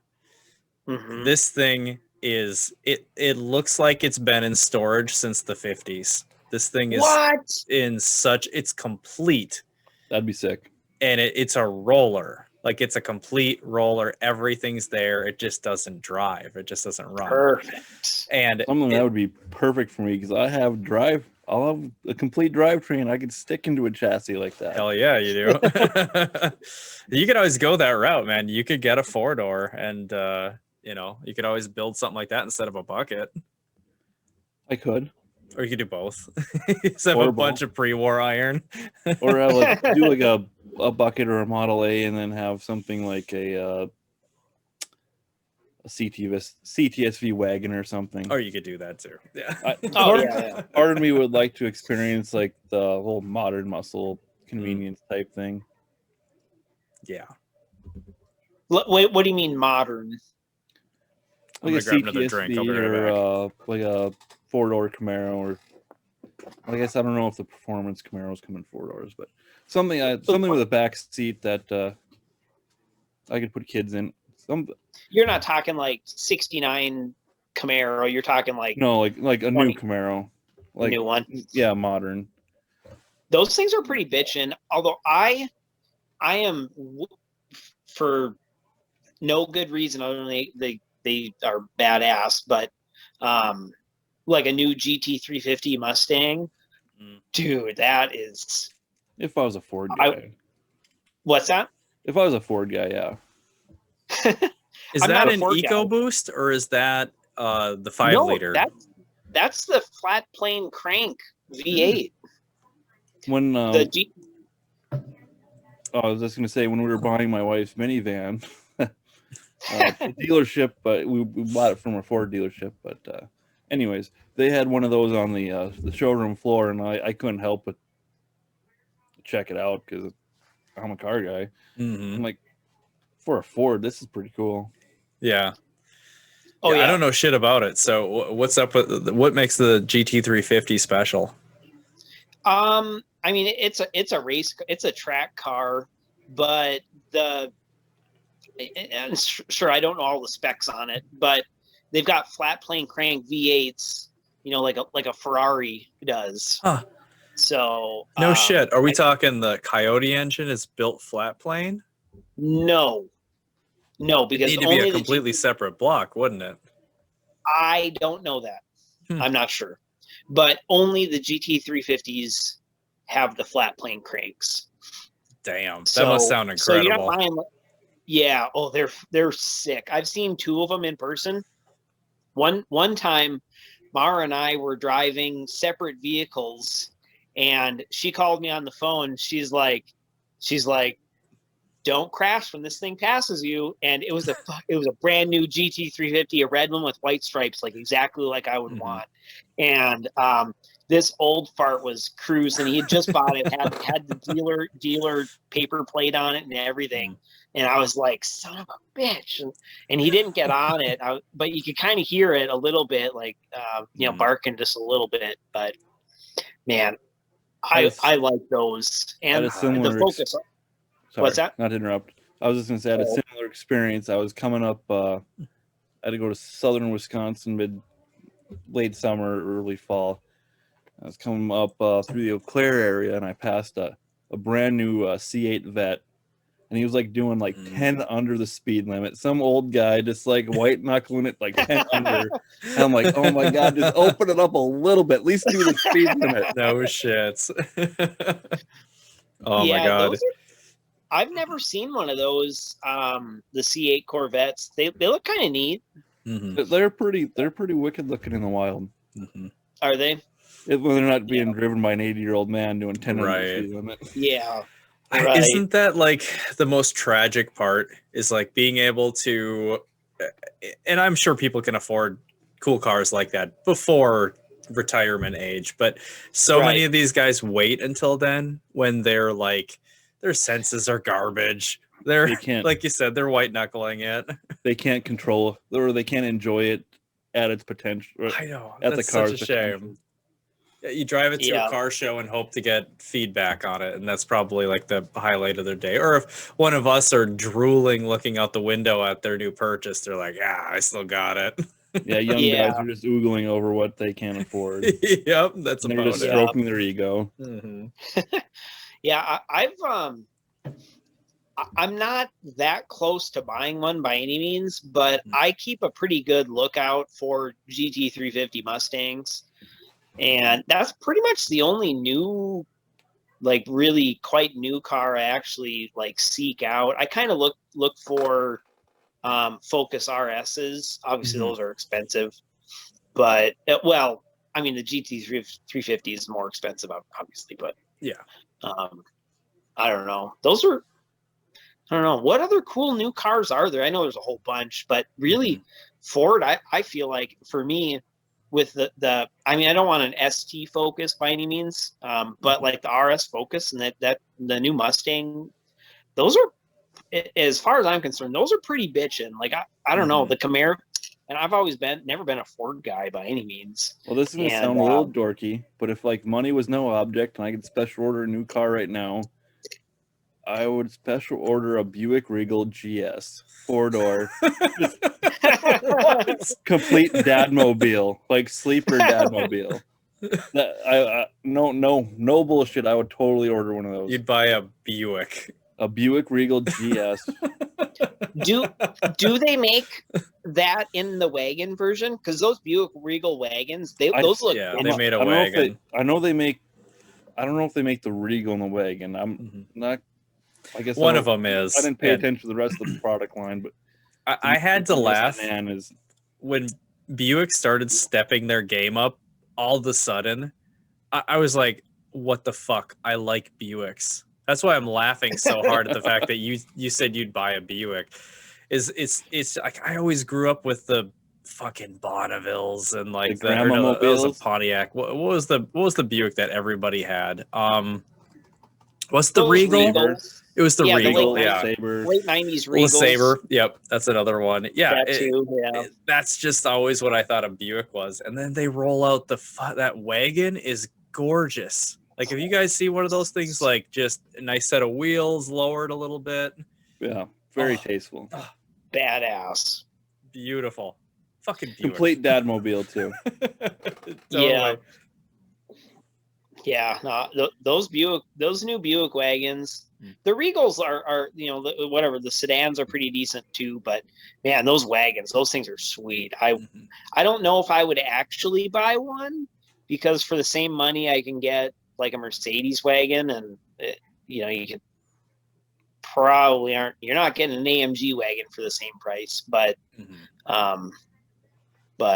yeah, those things are sweet. Well, I'm just a GM leg humper, so I'm just.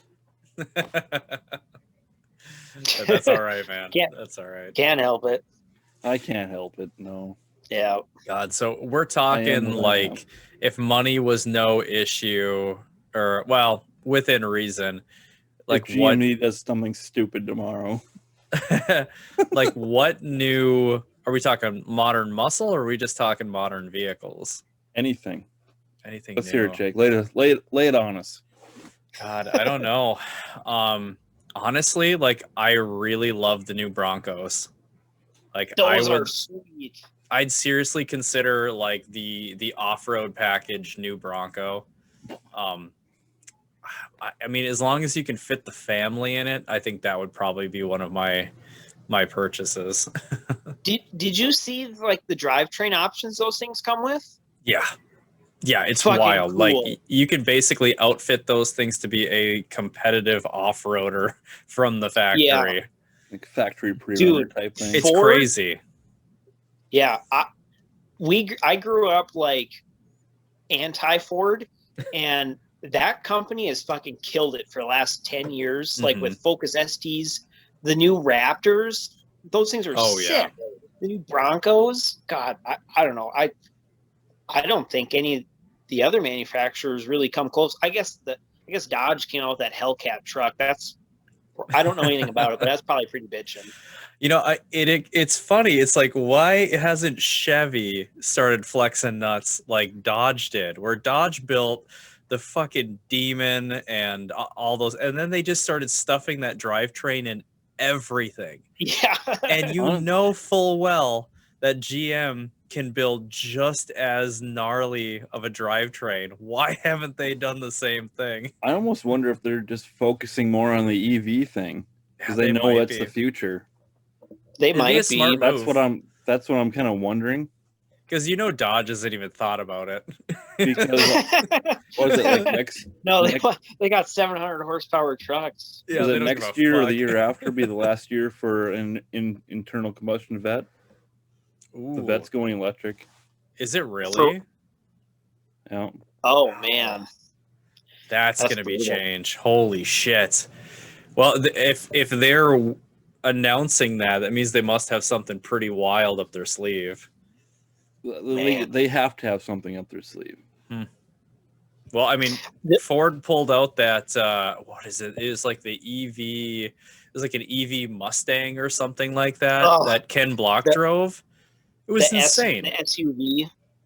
Oh wait, yeah, it's like the Mustang SUV crossover looking thing, but yeah, ugly as hell. I just think it's weird having the Mustang badge on an SUV, but it's as dumb as like the new Mitsubishi Eclipse is a crossover, but all those crossovers look the same. So in terms of performance, though, I don't know if you guys have watched that. No. The one that Ken Block is driving, it's just silly. Like there's no other word to describe it, because it's just like he just nails the throttle and it's just instant. All four tires are just smoking off. Just nice. It's absolutely insane, and it just gives you a taste of what's to come. You know, like there's probably going to be a small window of time where we're probably the ideal age group. But there's probably going to be like this small window of time where it's like the Wild West of electric performance, where they haven't yet forced like autonomous vehicle driving and stuff like that on us yet. And we have access to like these 2,000 foot-pound insane electric drivetrain swaps, or maybe it's like the Tesla Roadster or whatever it is. There's going to be like this window. Yeah. Have you guys driven any all-electric vehicles yet? No. So when I was you do or don't? I do. I do. I'd love to try it. I like how quiet they are. I've only test driven one. I've only been in one. But when I was living in Portland, after I got the 911 or the S2000 or whatever it was, I went to my first autocross event, and there was a fucking Chevy Spark, all electric Chevy Spark there. Dude, he was doing rolling burnouts at like 20, 30 miles an hour. That's and awesome. I was like, what the The Spark is such a good car. Dude, this thing was ripping. And he had like, he had like slicks on it and stuff. Like he had it set up for autocross. So the next, I don't know, whatever, 2 weeks later, my semi truck was getting worked on, and the neighboring dealership was a Nissan dealer. And so I walked over there just tooling around, whatever. And they had a Nissan Leaf there. And of course, the car salesman has to talk to you. And I was like, well, why don't we go test drive this Nissan Leaf? I want to try these electric vehicles. And I was telling him about this Spark doing these rolling burnouts. And he's like, oh, the Leaf's the fastest all electric vehicle on the market. And I'm like, holy shit, this thing's gonna rip. It was so slow. I was like, so this guy was just full of shit. Yeah, this guy's full of shit. Or that Spark was modded. I guess, I don't know. This was 20. This was 5 or 6, 6 or 7 years ago now, I guess, at this point. Yeah, I bet somebody modded it. I mean, all you got to do is figure out how to access the computer and say, like, turn off the limiters. Change your threshold limits and let her buck. Yeah. Oh, but man, that'd be fun. That Leaf was nothing like that Spark was. Yeah. And but overall, though, it's pretty sweet. Like, man, it's nice being in quiet vehicles. Like, they just don't make a freaking sound. You're just gone. Yeah. Well, that's the thing is, like, I got my 4Runner. I went from a turbo Subaru that made really good power, and it was loud, and it, did all the whistles and choo-choos and all that stuff. And now I've got the 4Runner. And I don't know if I'm going to put an exhaust on it. Hell no, I wouldn't. It's so nice. It's kind of tame and it's quiet. The motor actually sounds really good when you get on it. Like, welcome to being old. Right? Yeah. It's like I got my 1950. That thing can make a little burble. I mean, realistically, for my commute, I really should be driving something electric. Yeah. Really for you especially. But nope, I keep driving my 3/4 ton diesel. Nice. That is such a good point. You drive like, what, 2 miles? Mile and a half? Yeah. Man, yeah, you should have. My poor diesel doesn't even warm up before I get to work. Nope. No. My turbo's just gone. Yeah. Just clogged. Jeez. I drive, so I've got a 96 Passat TDI, like a little turbo diesel Passat. But my commute's 32 miles one way, something like that. Damn. Is that the B4 generation? Yeah. Mm-hmm. Yep. So I looked for one of these things for like 3-4 years. Not like all out, I'm gonna find one anywhere in the country, look for one, but like looking for one in the Portland, Seattle area. It took me 3 or 4 years to find one that I thought was worth, buying. Yeah, they only made like 2,600 of them. Wow. So is this the 4Motion? No, we did not get. No, they called them synchros back then. Oh, that's right. You could get Passat synchros in Canada, but we did not get any here. So some people do kind of swaps and stuff around, and I think there's a couple of synchro TDI B4s running around, but mine is definitely not one of them. Okay. But last year, my car like had no power, and I was like, what the hell is going on here? So I'm like going up hills, just like flooring it, and there's like no power. And I think what had happened, like, I just putt around with the damn thing, but I think the turbo got clogged up on it because it has a variable vane turbo. Oh yeah. And so like a few days of me just like trying to beat the shit out of it, it cleared up and it works fine now.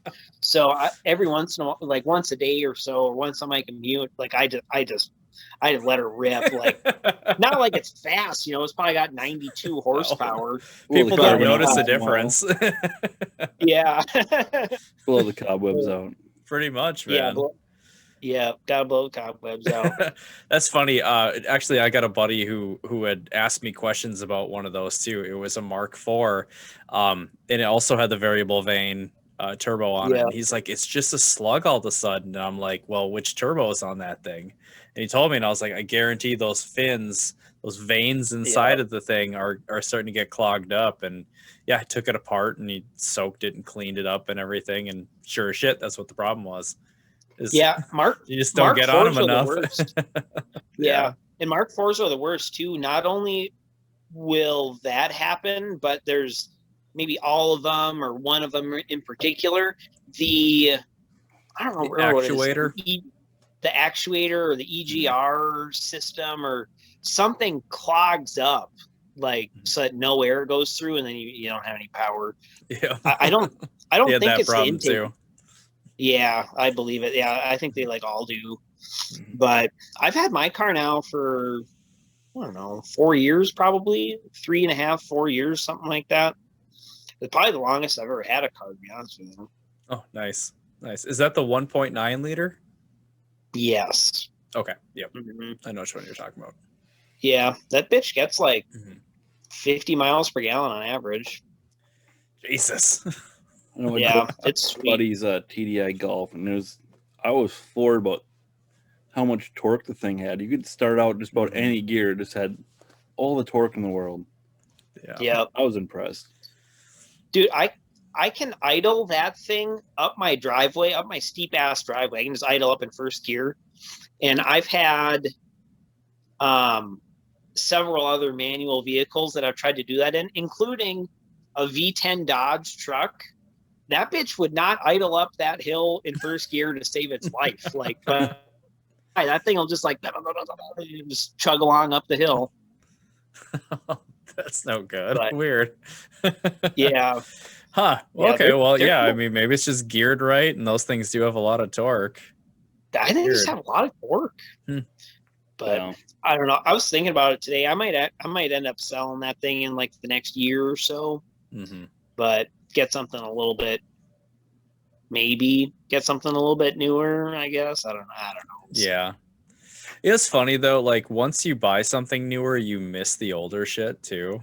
Yeah. At least that's for Yeah. me. Like I've always been that way. It's like I'll have something newer and nicer, and then I'll like go, oh, I miss my old XJ, or like I miss my 90s Hondas, or like whatever shitbox. I miss the Wago van. And then I'll Yeah. like yearn for those simpler days.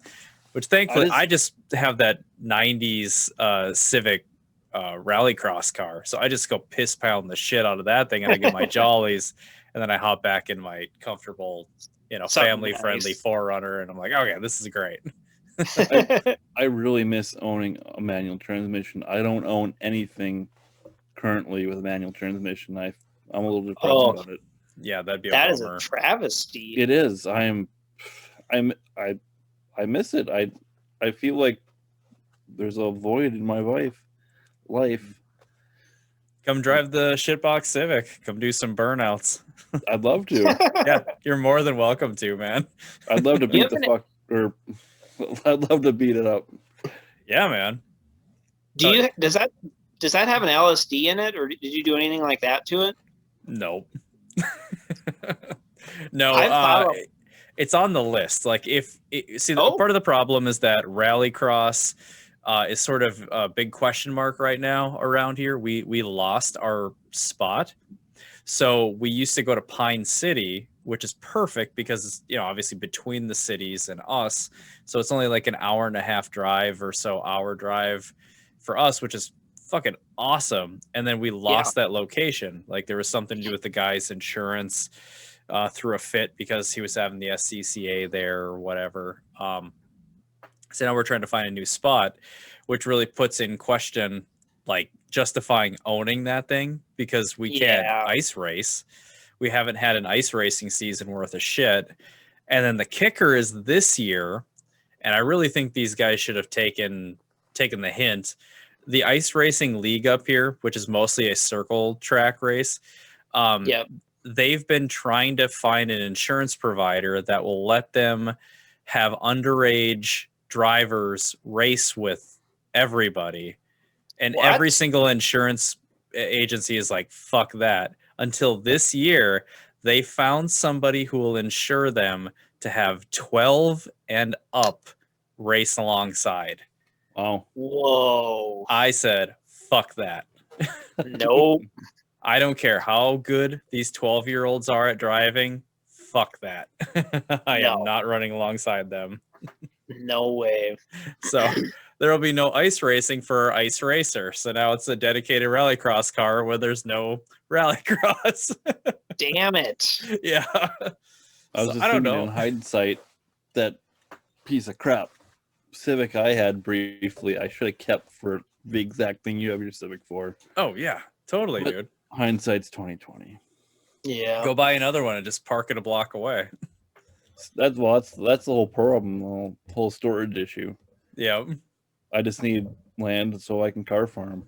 Or you just buy a shit box and just park it a block away. Nobody knows.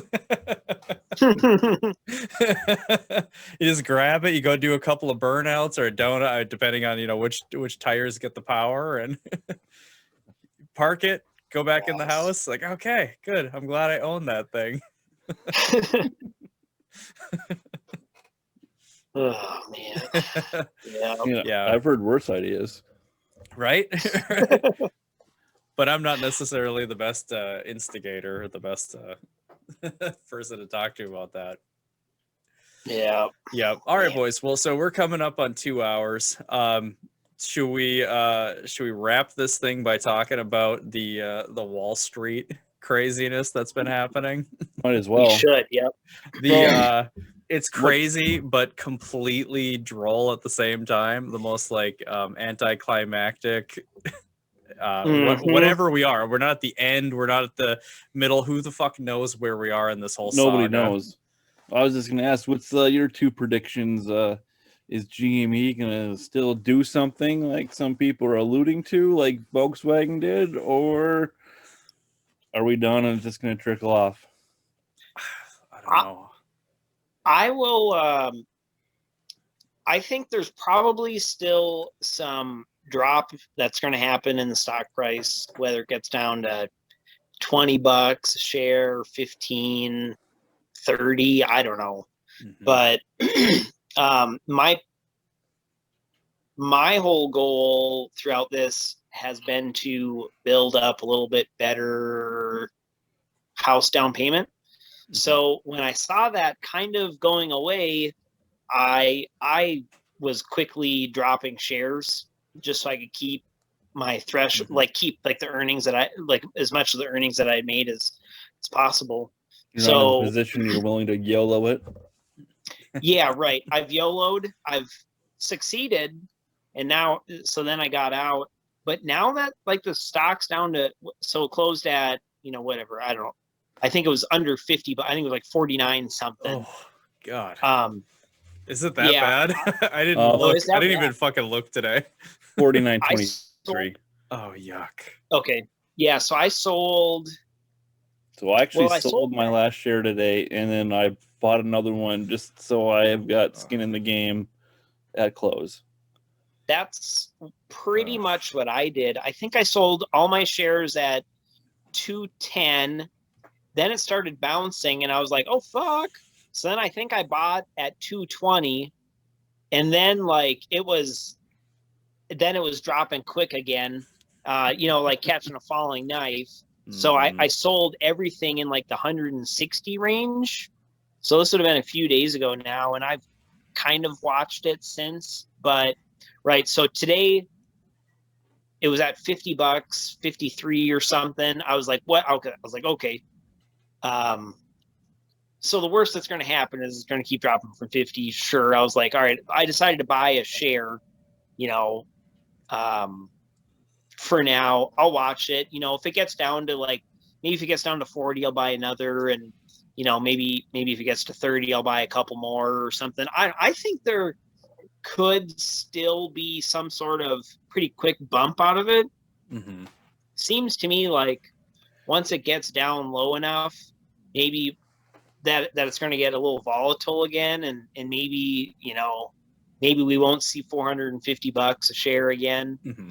but maybe we'll see $100 a share. And if you're buying them at 50 and $40 and $30, maybe you can make a little bit of money on it. But Right. seems to me like it's kind of over. I went on Wall Street Bets this afternoon, and it's a pretty somber place right now. It's not very fun. So the loss porn is so bad. Whew. I mean, some of these guys who've lost millions, I mean, my God, that's rough. Brutal. Yeah. So I'm still in it. I have a handful of shares that are in the like low 200s. And then I've added to the position here today as well, because things were sitting at like 50 some bucks. So I was like, what the hell? I'll buy a little more. So my thought is that so if Wall Street Bets, if anything from this whole thing is proven that with collective action, you can kind of do anything.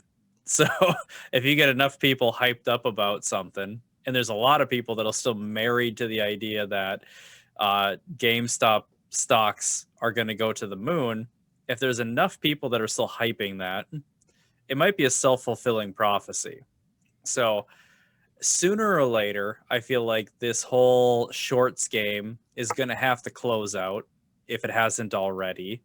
And at that point, then once all of the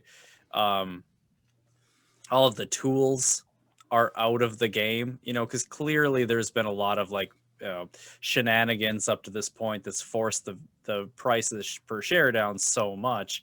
Once all of that lets go, it makes you wonder if the hype isn't going to be sort of a self-fulfilling prophecy, and it will shoot up to something couple hundred, 300, 400, who knows. So I'm hanging on because what am I going to do? Am I going to sell, lose a couple $100 and sit here and just feel sorry for myself? Or, I can just hang on to it and see what happens and continue riding the rails. Right. I mean, it doesn't feel good after turning 30% in my first month and a half on all, like overall 30% up, and then going to this where it's like, losing a lot of money. It sucks. I'm jealous of your starting quarter there. It's dangerous because it gives you an unrealistic expectation of the stock market. Yeah. Oh yeah. 30% gains is this whole last insane. year has been insane. Yeah, it's gonna be so fucking boring once it goes back to norm. The last 2 days have been boring for me. Like I've eliminated all my AMC and GME stuff and went super heavy into like the ARKK fund and some other stuff that's more stable. And then like, I don't know, 20%, 15% of my stuff, my money is in slightly more speculative markets, but like I've been up like 1%, 2%, and then down, like 1 or 2%. Not like, fuck, I hit 100% a couple of those days with the meme stocks, dude. I'm up 200% on the month, like January. I went up 200%. Well, here's the thing. Enough people have gotten the taste of that I don't think meme stocks are going to go away. Well, I think there's going to be the next hype. They've always been around. They've always existed somewhere. There's always a hype stock. There's always a pump and dump. There's always something. So you can get your fix. I mean, I was just looking at the top movers today, and there's, this ATA Creativity Global went 641% today. What the fuck? And they have no news associated with them. It's got to be like just a stupid pump and dump. Totally. Has to be. And there's absolutely no news associated with why the stock's moving. It's just, jeez, that's amazing. Literally went from $1 something to like like 15, and Oh, like man. there's right now they're sitting like at 10. The stock market is fucking nonsense. Yeah, well, it certainly can be. Yeah. I mean, if you think about what the whole principle was, I mean, I guess I've only been in it for a little while, so I don't know the history that good, but I'm assuming it had to do with fundamentals. You found a company that you believed in, and you would invest your money in it because you know, the potential to see returns, but you wanted to see the business succeed. Right? Yeah. Am I capturing kind of what the That's what you should be origin doing. story is? And now Yeah. it's a bunch of idiotic millennials who are like, "Oh, GameStop was part of my childhood. I hear a rumor that it's going to go to the moon." So, Well, I think it's a little more deeper than that, but right. But I mean, I'm trying to But think, what was the other one? I mean, to like, the think about what? all the meme stocks are like from our childhood. BlackBerry, Yeah. AMC, GME, Like, Nokia. you might be onto something there. There's Mhm. nostalgia stocks is what they should be called. 2008 called. Yeah. Yeah, what's next? Mattel? Oh god. Fucking A, man. So what are your guys' plays now? Do you think what overall investment type stuff, saving type stuff? Like what's your guys' plans? Jake, what's yours? I guess go first. I am 100% licking my wounds at this point. So I Okay. am I pulled a bunch of funds out because I'm in the process of migrating from Robinhood to TD. But I still want to learn a little bit more about what happened with Robinhood and get the full story behind them before I 100% remove all of my money from them. Because there is actually some truth to the whole clearinghouse situation where it's like they actually there might be some truth to this situation where they, you know, just simply didn't have the funds, you know, having that much tied up in volatility. That might not be good for their business. So anyway, Robinhood has been really good to me in terms of like having a really simple, you know, user interface and all that stuff. So I might stick around if we find out that they weren't as shady as people let on.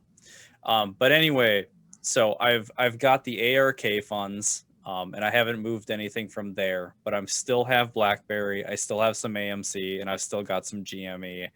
And I feel like I've seen enough loss on these things that I'm just going to sit tight. So I'm going to let those things ride because even in a year, if they turn and things improve, great, whatever. Yeah. Or I just chalk it up as a learning experience. Yeah. So the only problem with leaving your money in there and seeing if it turns is your money is sitting there, maybe likely, maybe potentially not doing anything for a whole year. Whereas if you're on something that is doing well, you know, you could just sell the baggage. Your money could do something, and then, you know, maybe you revisit it in, you know, whatever, 5 months, and you buy 2 more shares of something or other. That always goes through my mind. It all comes down to how fast you can move and how close attention you're paying to the and that's been a big part of it too, is like this week has been, my focus has been elsewhere because I got a vasectomy, so I've been a little bit laid up. So I'll tell you guys all about that one of these days. But so I've been a little bit focused elsewhere, and I've just felt like, you know what, I can't keep close enough tabs on all of this stuff. Work has been super busy. Can't always be a shitty employee. Pretty much. Right. So I've just left it sit put because I still feel like who knows what could happen. You know, there's a lot of conspiracy about this VW, you know, the Big Short kind of situation. So I'm just going to hang tight for a little while. But you make a really good point, and I've thought about that too, is this is hardly different than having your money just sit in a savings account and do jack shit. So if your money's stagnant, it's not making you anything. So it's even better to just take from your, you know, a loss and plug that into some other fund that might turn a couple, maybe 8%, whatever. It's still making you money, but you gotta be ready if the jump off happens with, Oh yeah. Whatever. Yeah. Yeah, for sure. Yeah, I mean, it's great to hang on and try to turn your losses around, but like the opportunity cost of waiting that out, it's just, if you get to the point where and who knows what's going to happen. I fuck up all the time on buying and selling stuff, Mm-hmm. but if you really are like, oh, I'm gonna wait this out, Wouldn't be any fun if you we might all had a crystal ball. What's that? It wouldn't be fun if we all had a crystal ball. Yeah, right. It'd be Yeah, a exactly. lot more wealthy though. Yeah, we'd have a lot more money. Yeah, in theory. Yeah. What's your plan, Steve, or what have you been doing? I know you said something about cryptos, but yep, I'm switching my focus a little bit. I'm gonna let my stocks kind of simmer and just kind of ride where they're at, and then all my new deposits are gonna go into building my crypto portfolio. So you're dropping your stock volatility for currency volatility. Yes. Well, I it's just basically another way of diversifying, and I believe that's where a lot of the new wealth is going to be generated, and that's exposing, trying to future-proof my money. Yeah, and I 100% agree. I think Ethereum has me just tickled. I just love the amount of technology that can be built into a currency. So for sure, that's where I'm going to be plugging a bunch of money here before too long. All I think is it's volatile as hell. So I'm a little anxious. I got to make sure that I kind of balance the portfolio so I don't have all my ducks in one very volatile basket. So if you don't need the money though, like, and you're picking good crypto stocks or good stocks in general, like they're going up. Like they're not going down. I think. Yeah, right. But well, I've made money on Doge, so it's been good to me, dude. Yeah, the Doge that's way up. I mean, no one can laugh if you're taking profits. I mean, as much as it's a meme coin, I mean, you people should laugh at it, but if you're taking a profit, how can you laugh at it? I mean, dude, yeah, gains is gains. Yep, gains. 100%. All right, Ryan. So no what are one you broke doing, taking man? a profit? Exactly, dude. Yeah, right. I am. Well, my main focus right now is just making sure I have like a good deposit for this house crap that I'm trying to make happen. But I think most of my future investing, or all my future investing, is probably going to go to cryptos as well. It's just like, I mean, if you're looking at them and you're like, oh, let's see what they've done the last week, and sure, there's like a bunch of them have huge gains in the last week, but like year over year, like they're all, well, not all of them, but like Bitcoin year over year, it's always up. Like it's never down year over year. Way up. Yeah, and like things like Ethereum, like that's up almost 100% in the last 5 weeks. Like, fuck, like that's what people are trying to get out of like GameStop and stuff. Right. And you listen to all the talking heads. I mean, we're at the precipice of crypto just taking off. Yeah. So today, like I was kind of saying in the thread, like when I was getting confused on what deposits I've initiated and which ones I've spent on the cryptos.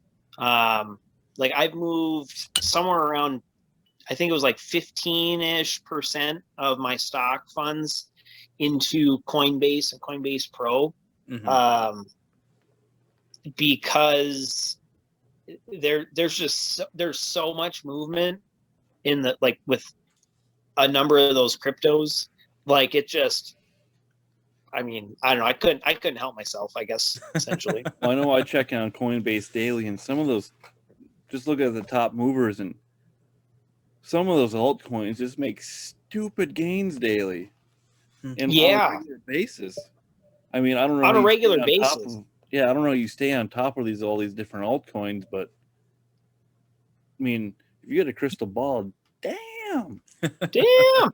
Yeah, I mean, like, sure, like penny stocks do somewhat similar things, but The OTCs, yeah, the straight but gambling. these, yeah, right. But these are like going up and kind of plateauing and then going up again. It's not like they're going like spike and pump and dumps. No, Like these things are going up. yeah, they're just Interesting. Yeah. talk about So stocks going up, crypto go up. yeah, crypto is going up. And you know, and it's somewhat under the radar. As far as I can tell, I'm not super exposed to everything, but I feel like it's somewhat under the radar. And as it continues to gain momentum, like it's going to be kind of like GameStop going past like $70 3 weeks ago. Like that bitch is going to go. Yep. So Well, you can look at like who pays attention to it, and it's generational. So it yeah, is really an opportunity for our generation to access some real wealth, so long as it continues moving up, which I think is inevitable. I mean, unless something catastrophic happens with our society, and even still, that might actually be the perfect that's opportunity going to be for better for it. crypto to Absolutely. take over. Yeah. Or if it's some sort of regulation or something like that that creates a blockade. But I don't know. The thing is, like, the only difference between a currency and something with no value is whether people are willing to exchange it for goods. So it's kind Sure. of like who really has control over that. So with Bitcoin becoming so popular and now the banks are recognizing it, there's a certain inevitability to it. It makes a lot of sense Yeah. to start investing. So that might be an opportunity for our generation to actually access some real wealth. Right. The So talking heads in the YouTube sphere, basically all the smart money is putting their money into crypto right now. Yeah. So maybe yeah. that's So some angle that I should take, because I've got these, funds that are tied up in, these YOLO stocks to just see what happens. Maybe I should give it through the weekend, and then I should throw all that excess back into crypto. dude, that's kind of the angle that I'm going to go. I'm trying to make sure most of my money is really stable right now.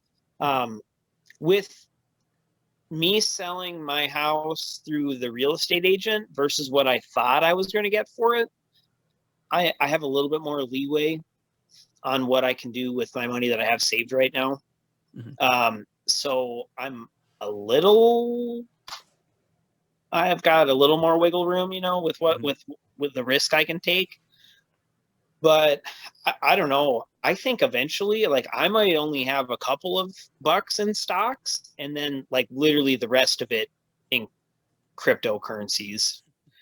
Like Oh shit. not like a bunch of cryptocurrencies that are worth like 2 cents per US dollar, but like ones that are good and like have already proven themselves. Sure, say you've got $100 on something that's worth 3 cents a token. If that goes up to $1, like that's fucking nuts for gains. That'd be nuts. But I don't know. Maybe I will have several, $400 or $500 in just some YOLO tokens, I guess, whatever. So if we're talking crypto, the heavy hitters, we're looking at Bitcoin, Ethereum, and Litecoin, right? Are those the big boys? That's my big three that I'm investing in. Mm-hmm.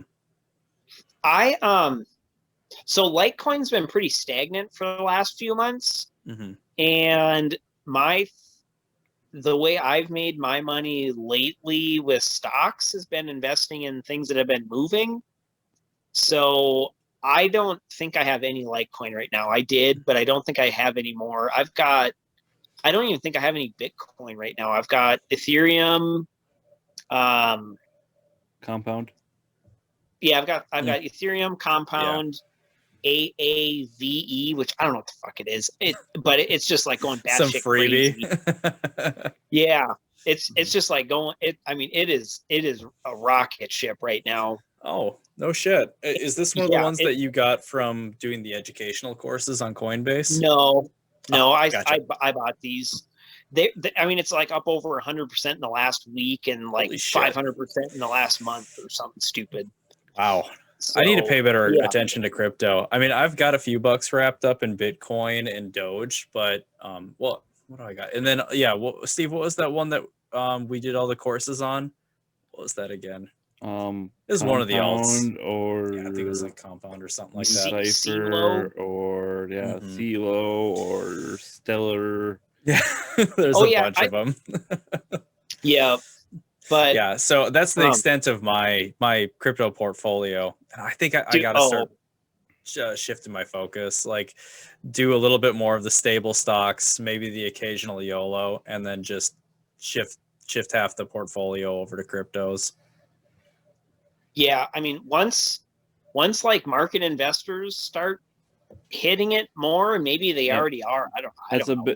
that's the big thing coming. Basically, they're creating like ETF type funds or like ETF or mutual type funds where like basically boomers can basically put crypto into their like retirement type portfolios, and that's gonna that by itself is gonna start moving crypto. Of course, that's how the boomers are going to enter Fucking crypto. boomers. Yep, They're going to go, oh, let somebody else do the work. that's literally Yeah. at least from the research that I've been and what I've been hearing is basically That's fair. Hey, it's you that give me a good stage. ETF, I'll Yep. consider it. They've been so Oh, yeah, good to for me up to sure. this point. The And- boomers have got some things right. And then going back to stocks, I know when Coinbase IPOs this year, I'm all over that because Oh, yeah. I mean the fees they charge, and then as more and more people realize crypto's the future, more and more people will be getting on Coinbase and buying coins through Coinbase. I am all over the Coinbase IPO. All Yeah. over that. Oh yeah, I'm for gonna sure. buy and hold that shit forever. Yeah. Yeah. So So I would I would recommend also, like, as far as stocks go, that like the ones that I know I've mentioned it before to you guys, but Mara is Marathon Patent or something like that. They're a mining Mining. company. And then the Riot, I think maybe we mentioned them both last week or something. We did. But when Or you and the Charlie did. cryptos, yeah, when the cryptos are going up, those freaking things are like 8, 10, 15% a day going up. Like, That's it's awesome. like, yeah, those are pretty major moving stocks. why is it they that- follow the cryptos? Just They're coincidence? no, because they're just mining companies. So the more money, Oh, cryptos crypto are worth, the mining. more money they make. Okay. Yeah. Jesus. Yeah. Iron Oh, sorry. Ranger. So Yeah, right. I go, Wrong what, mining. Polymet? What? PLM. Bag holder. Yeah. I got some poly still. That thing's gonna be worth something. Going back to circling back to Litecoin. So Mhm. I read a few different articles and different pieces, and from what I took from and what I understand, basically as the Bitcoin miners kind of outmine Bitcoin, they're gonna need another coin to move to, and the next obvious coin to move to is Litecoin. And once all these big miners kind of start shifting away from Bitcoin, they're going to be shifting into Litecoin, and that's going to shove the value. That's going to start running the value of Litecoin up. That makes a lot of sense. So Yeah, you can mine. Litecoin's a lot larger than Bitcoin, so it's never going to be as valuable as Bitcoin. But the value, there is still a lot of potential for the value to go up. So mining is essentially a laborious task. So you build the machine to do the mining. The machine does the labor, and you receive your fractions or however it builds up the coin, essentially. So what that is what that's kind of like a virtual employee of yours or something that's literally mining the crypto, right? Yep, we're basically processing the transaction, and then you're reimbursed for your labor. Okay. Oh, okay. That's right. Yeah. So that really does beg the question then, yeah, is there always going to be some cryptocurrency that these miners are going to shift between? And if you follow that, does that mean you're also following the money? I don't Interesting. know. That's getting above my understanding of it at this point. Yeah, I have no fucking clue. So like the miners, you're probably gonna get some hate mail from this from somebody, from Charlie or something. I don't know, but Yeah. I think the miners they do the mining, which consists of completing mathematical equations, like completing the blockchain, and the cost of mining comes from purchasing the equipment and the electricity to run the mining, to run the equipment, which it takes a lot of processing power now that there's not much Bitcoin, for example, left to mine. Well, the amount of really GPUs that you need is fucking nuts. Yeah, exactly. Comment below if you can educate us further. Yeah, no shit. Yeah. Somebody help us understand this process. Call me a dumbass. I don't care. There's three of us then. It's okay. Strength in numbers. But yeah, so they mine to complete the blockchains or complete the chains. And I think not even all of them are blockchains technically. They're whatever, some other witchcraft. And then the miners are also completing the transactions or verifying the transactions or some combination of both things. So the miners get paid for that as well, some small fee. But I don't know. So our next investment podcast will be us doing our homework on how all this shit works. Sharing our findings in crypto. That's fucking awesome. We should actually do another soon here, whether it's next week or coming up, and actually talk about how we've shifted our portfolios and like what we've learned about crypto. Yeah. Because I intend to shift my focus big time and start figuring this stuff out a little more. I'm one of those people who I like to understand the whole process. So this mining thing is really got me kind of baffled. I want to understand how the fuck that works. I know personally. Yeah, I've learned quite a bit just taking the Coinbase courses. And I'm a cheap ass getting that free coin. Free coin, bro. Yeah, right. Yeah. I just imagine Steve sitting on the corner with a little tin going y'all got any coin? Y'all got any of that new cipher? You got $1? I'm just waving my USB thumb drive up. Y'all got any of that? You got any of that Zillow? Did you say Zillow? Silo. CEO. Y'all got any of that Silo? Y'all got any of that polka dot? No, what? Is polka dot a crypto? Polka dot is a crypto. Jesus Christ. Which has also been going up very quickly lately, too. This is so ridiculous. There has to be a thinning of the herd eventually, right? I mean, there's got to be. I would assume so. Okay. There's literally a crypto called OMG. Yeah. Wow. And people trade it. There's also one called ETC, etc. Really? Isn't that Ethereum Classic though? It might be, but I'm pretty sure their handle's ETC, so I consider it a meme. Oh. I'm pretty sure it's Ethereum Classic. I actually owned some for a while. That's hilarious. It is all fucking nonsense. And that's probably what it is. Which forked off Ethereum. When I was going through the Coinbase course, one of the positives for this coin, I don't know which one it was, Stellar maybe, I don't know.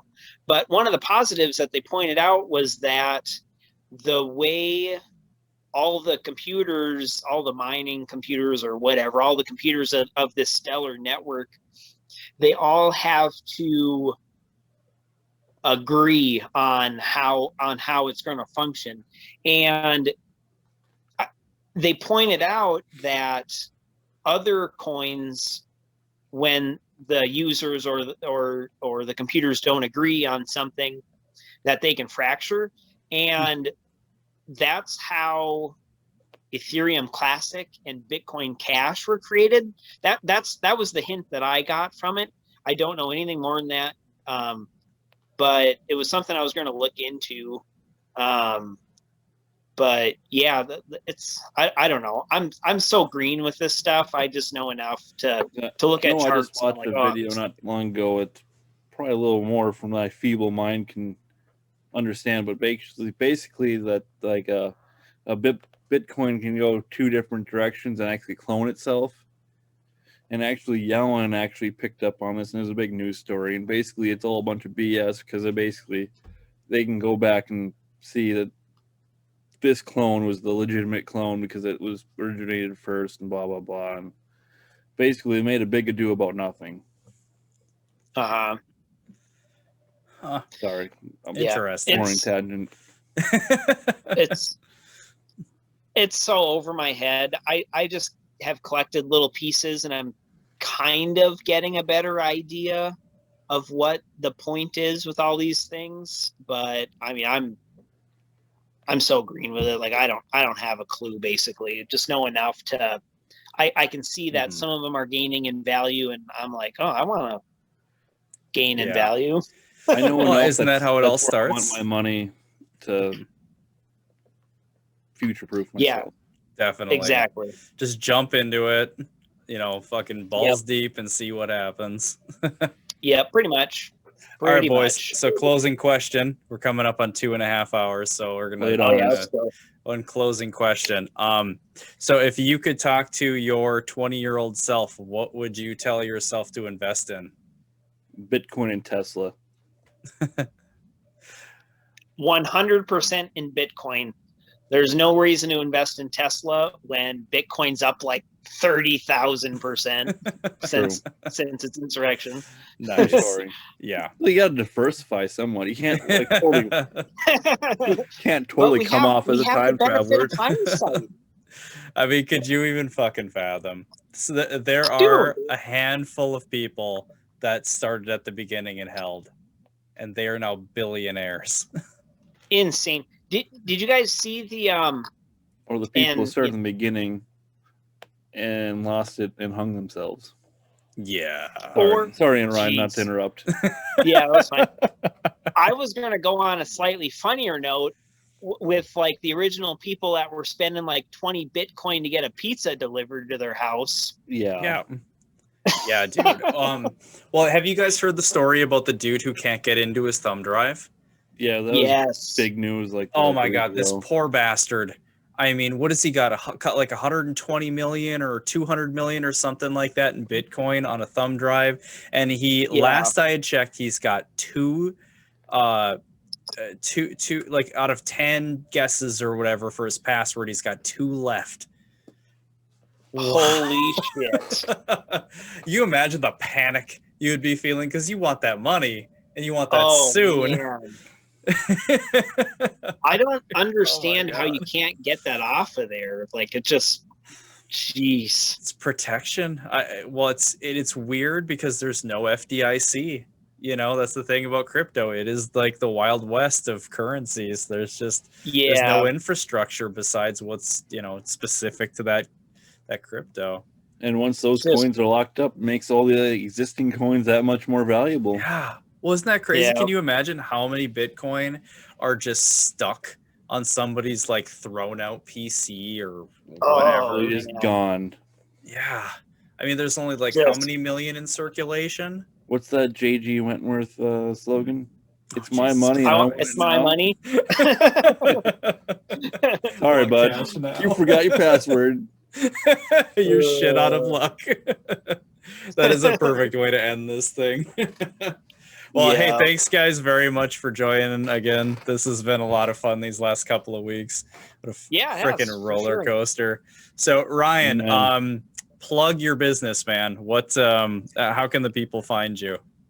Yeah, please go to libertyciderworks.com and sign up for our core club if you would like. That's the easiest way to get and try our cider.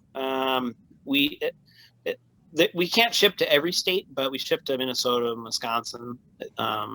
So yeah, check it out. Hell yeah. What about you, Steve? What do you got to plug? I don't have anything legitimate to plug. Spruce Graphics, DJ Spruce, doing house calls. Spruce Amalgamated. What's up? Look out for my bathtub gin. Perfect. What? There you go, Ryan. That's your next investment. DJ Spruce. Yeah. Spruce gin.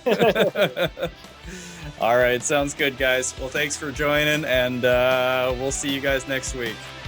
Yeah, for sure. Bye. Sounds good. Have a good night, guys.